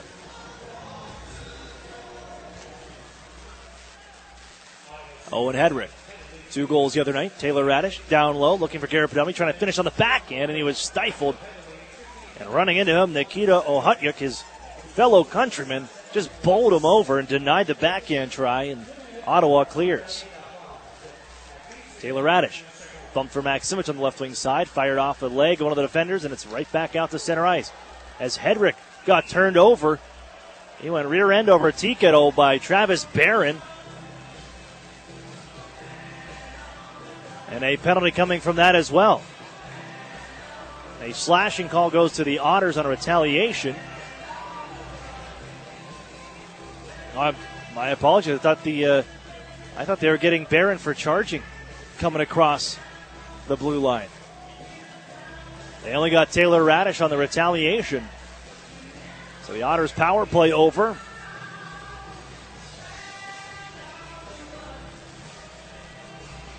It's weird because Ottawa had the puck when the whistle blew.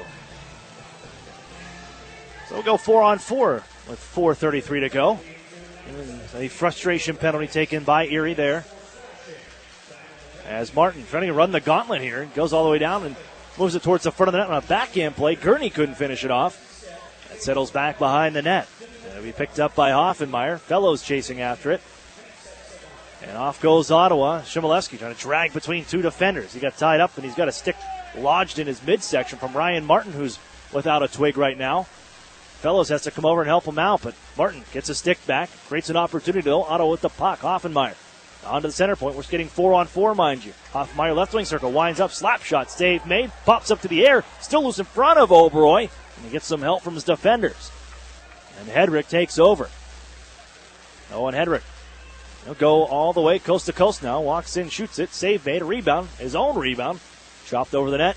And settles behind the cage is Hedrick. Well, back up into neutral ice. They got a man ahead of the play. Hedrick cuts it off, though, right at the blue line and holds in. Winds up. Slap shot. Glove save. And covered by Lafreniere. With 3:28 remaining in this third period. And a pair of 17s in the penalty boxes. A short power play for Ottawa in 29 seconds when Mitchell Holscher is released. Otters win this face-off, and they'll look for Cade Robinson, left wing circle. Twirls into the far side corner. Looking as a man in front. It's Sandbrook for the tip. He couldn't finish it off. Let's get the wraparound go, and he'll slide it home. Pepper needs new shorts. It's Jordan Sandbrook sliding it underneath the leg of Lafreniere. And the Otters, 4-on-4 goal. They're within 2.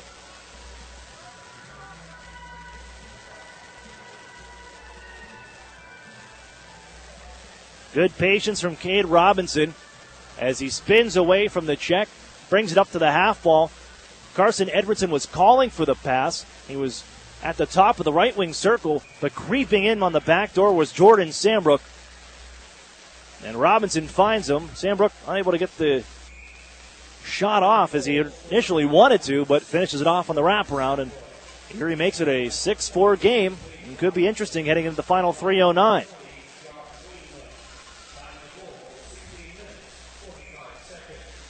Sandbrook from Robinson and Wainman.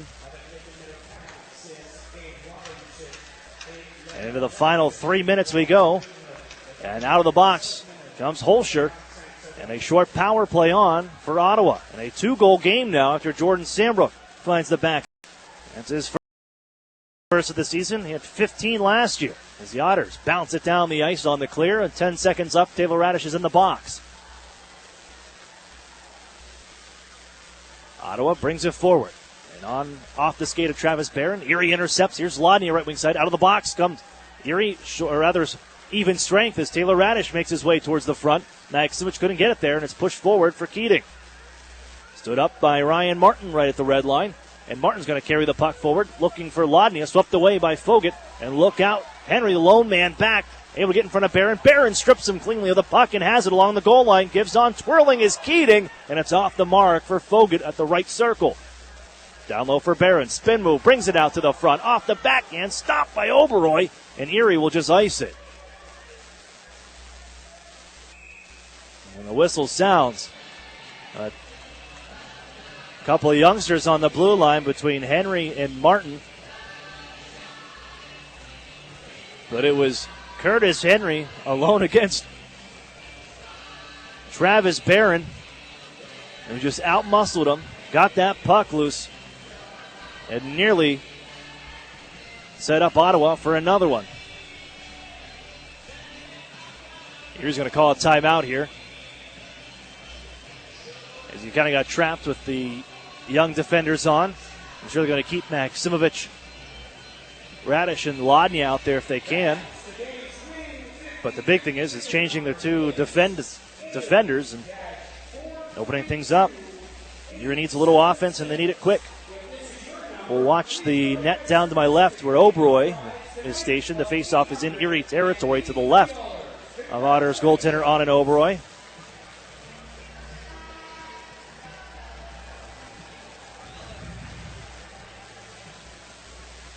As with the Otters' 4 goals here tonight, that's a total of $40 going to Plyler Entry Systems Cash for Kids.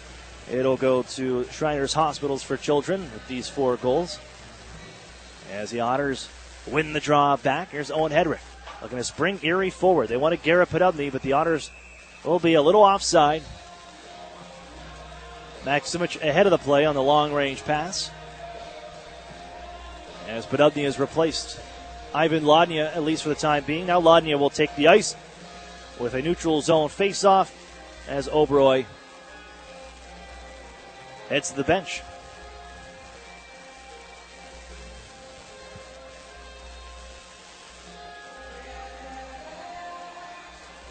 Net empty to my left as the Otters. Garrett Podubny wins his draw. Lodnia will backhand it in. 1:45 to go. 2-goal game. Ottawa up 6-4.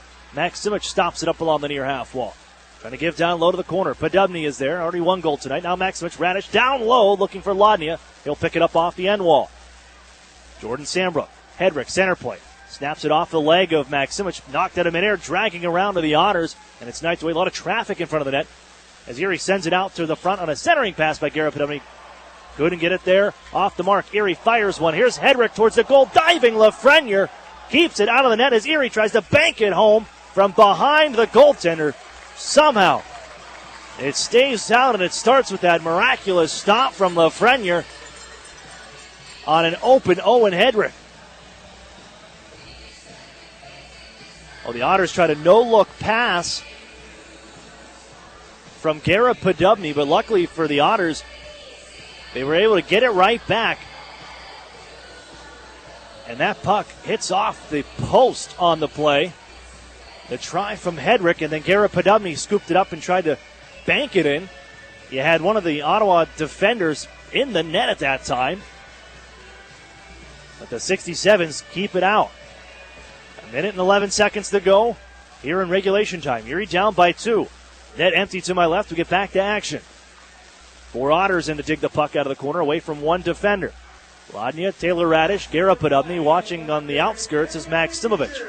As Podubny got it loose for a second. Now Taylor Radish throws a shove in. Still loose. Here's Lodnia trying to shuffle it on for Taylor Radish. It's knuckled up the near side. Hedrick holds, but trickles away across the blue line. And Erie with 40 seconds left. Find Taylor Radish. Cross ice for Maximovich. Erie's offside. And a big collision on Kyle Maximovich. Run over by Ohatyuk. That draws a crowd. It was an offside call upcoming, and the Otters definitely take exception with Ohatyuk running through Kyle Maximovich. And we will see some nastiness follow up after this. Everybody's mixed up. Wilson and Lodnia squared up. Taylor Radish in the mix. Hedrick there as well. Maximovich is now sent to the penalty box. With 38 seconds left, tempers flare up.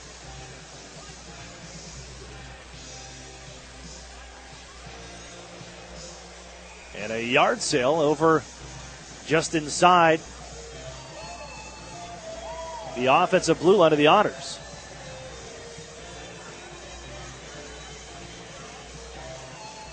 On Nikita Ohatyuk, the number 16 pick overall, the CHL import draft. He's 16 years old. And he's not afraid to throw the body around. 6'6", 6'1", 188 pounds, a couple big checks. Now he had Maximich lined up on the play. He was dead to rights, really. It was an offside play as Maximich was just going to touch the puck up and just get a whistle because Erie wanted to reset. And Ohatjuk just ran right through him.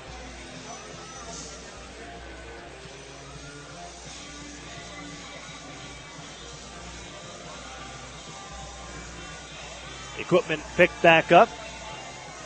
And the face-off will come into Erie territory with Maximich and Ohatjuk. Both picking up 2-minute minors. And the draw to the left of Erie goaltender Oberoi. Erie coughs the puck up to Hoffenmeyer at the left wing circle. Hands off, right point walking in. They fire one off the post. Off the stick of Auger. Hoffenmeyer, another centering pass. Be found by Barron behind the net. On the far side corner, 20 seconds left in the game. Edwardson runs into him, and a penalty coming up now to Barron. That'll be a retaliation penalty. And now Barron and Edwardson bark back and forth.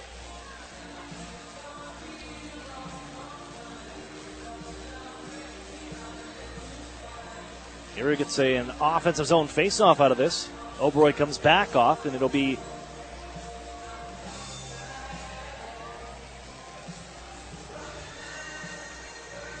five-on-3 because it was 4-on-4. Now the man off, and Erie takes their goaltender out. And it's 16.9 on the clock. Face-off win. Erie drives one towards the goal, partially blocked and off the mark. Wainman gives across. Here's Robinson, winds up, slap shot right to the breadbasket of Lafreniere, and he holds on. Robinson still looking for that first OHL goal. 44 games played last year, pair of assists. An assist here tonight, but would love to get that first one. And they'll just tie the puck up along the far side wall as time will expire on the evening. The Ottawa 67's in their home opener, kicking off their 50th season, take the game 6-4 on the back of a 4-goal special teams parade. We will step for a break, and when we come back, we'll have the Erie Otters postgame show right after this. You're listening to the Erie Otters Radio Network on CBS Sports Radio 96.3 and 1260.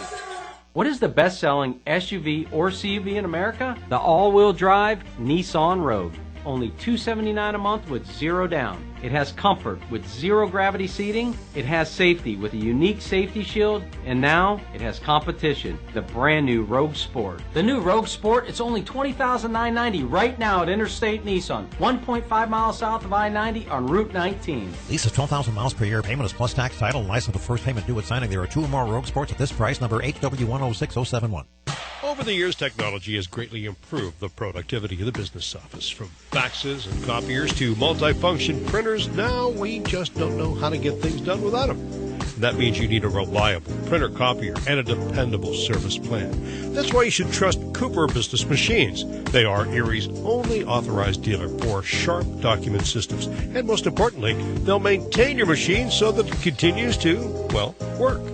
Just like your car, it needs regular maintenance and parts need to be replaced regularly.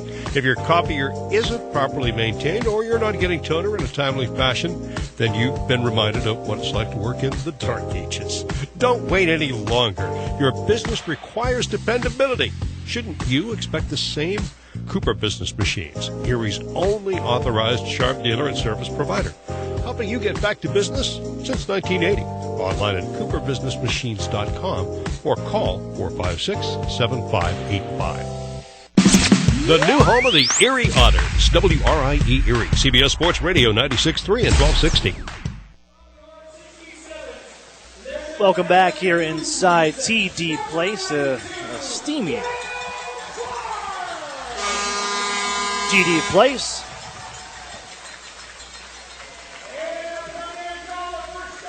Where the Erie Otters dropped their first game in regulation time. 6-4 here from the nation's capital in Ottawa, Ontario. The Otters only visit here through this east swing, but it'll be a long bus ride home to Erie following their first regulation defeat. Welcome into the Erie Otters postgame show. I'm Aaron Cooney. To wrap things up from TD Place. And into the recap we go is the first period. Otters striking first. Carson Edwardson with his first of the season at .356.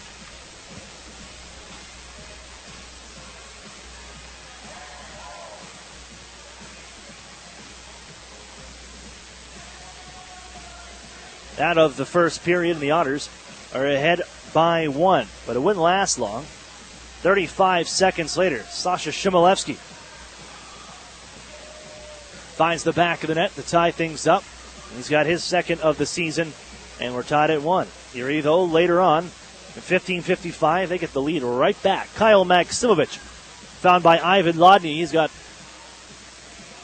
a shot off the crossbar that hits off of the backside of goaltender Olivier Lafreniere, and the Otters see it roll across the goal line.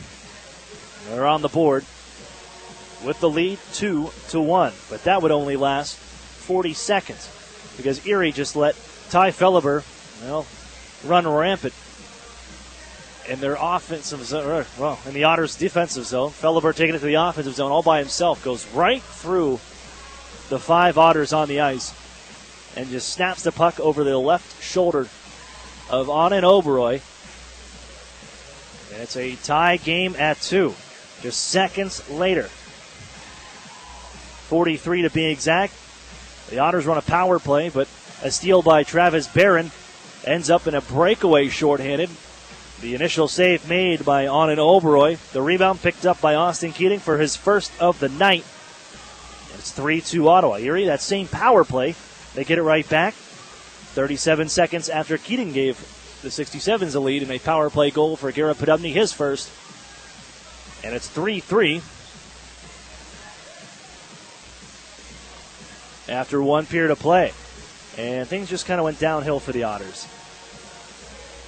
In that second period, only 4 shots on goal for Erie.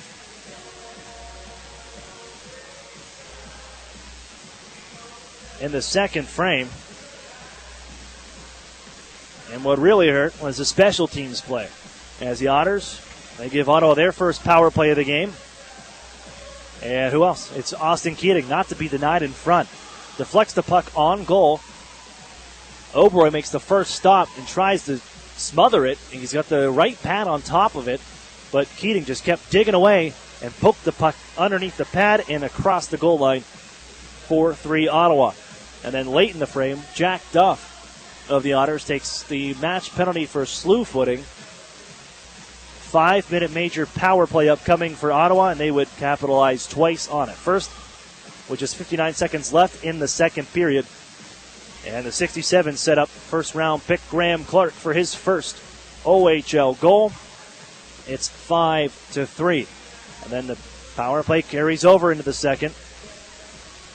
Or from the second to the third. And at 2:09, Keating completes the hat trick. Assist to Clark. And Fogut. 6-3 Ottawa. That was all the offense they needed. Erie would make things interesting at the end at 16:45. Jordan Sambrook gets his first of the season. But the Otters, not much else after that. And then you didn't see the fight from Erie. And they left the hard hats in Kingston, it seemed like. They got outworked and outchanced here by the 67's. Although Erie put up 12 shots on goal in the third, they outshot Ottawa's 27-26. They weren't able to beat Olivier Lafreniere any more than just the one from Sambrook. And Erie falls the first time in regulation, 6-4. Time for tonight's Ironworkers Local Union number 3's Ironmen of the Game with tonight's 3 stars. And as you can imagine, another clean sweep for the home side. Just one of few teams to hold home ice in their home opener, and the Auto 67's do that tonight, 6-4. Travis Barron, the third star. as the captain with an assist and a couple big hits on the evening. Second star, it's going to be Graham Clark, their first-round pick. First OHL goal, 2-point night for number 92. And the number one star is Austin Keating, a 4-point night, including the hat trick, 1 assist, short-handed goal, 2 power play goals for number 9. Austin Keating, the first-round pick in 2015, passed up in the NHL draft last year, but sure we'll get some looks as a re-entry coming up. After his performance last year, a 22-goal man, 63 points, and fills the back of the net tonight. 6-4 the final. Otters fall for the first time in regulation on the year. We're going to wrap things up here from TD Place, the Otters' only visit to Ottawa on the year, and prepare for the weekend, where the Otters travel to Niagara. The short trip up 90 and up the QEW to visit the Niagara Ice Dogs for the first time on the year. First of 6 matchups between the two proximity rivals. That'll be Friday night in St. Catharines. You'll have that all here on your new home for the Erie Otters, CBS Radio 96.3 and 1260, with pregame starting at 6:45. And then the next night, Saturday night, September 30th, the Otters playing host to the Kitchener Rangers, the home opener for the Erie Otters, banner-raising night. The J. Ross Robertson Cup will be in the house. Erie will be giving away replica trophies as well, thanks to Interstate Mitsubishi. That's Saturday night at the Erie Insurance Arena, a night you won't want to miss as the Otters celebrate last year's 2017 OHL championship team. I'm going to wrap things up here tonight. I'm Aaron Cooney saying so long. We want to thank Nick Ritson back in studio, our producer tonight, as the Otters fall for the first time in regulation 6-4, off until Friday when they'll visit the Niagara Ice Dogs. You've been listening to the Erie Otters Radio Network on CBS Sports Radio 96.3 and 1260. You've been listening to Erie Otters Hockey on WRIE Erie. Follow all the action throughout the season on the new home of the Erie Otters, CBS Sports Radio 96.3 and 1260.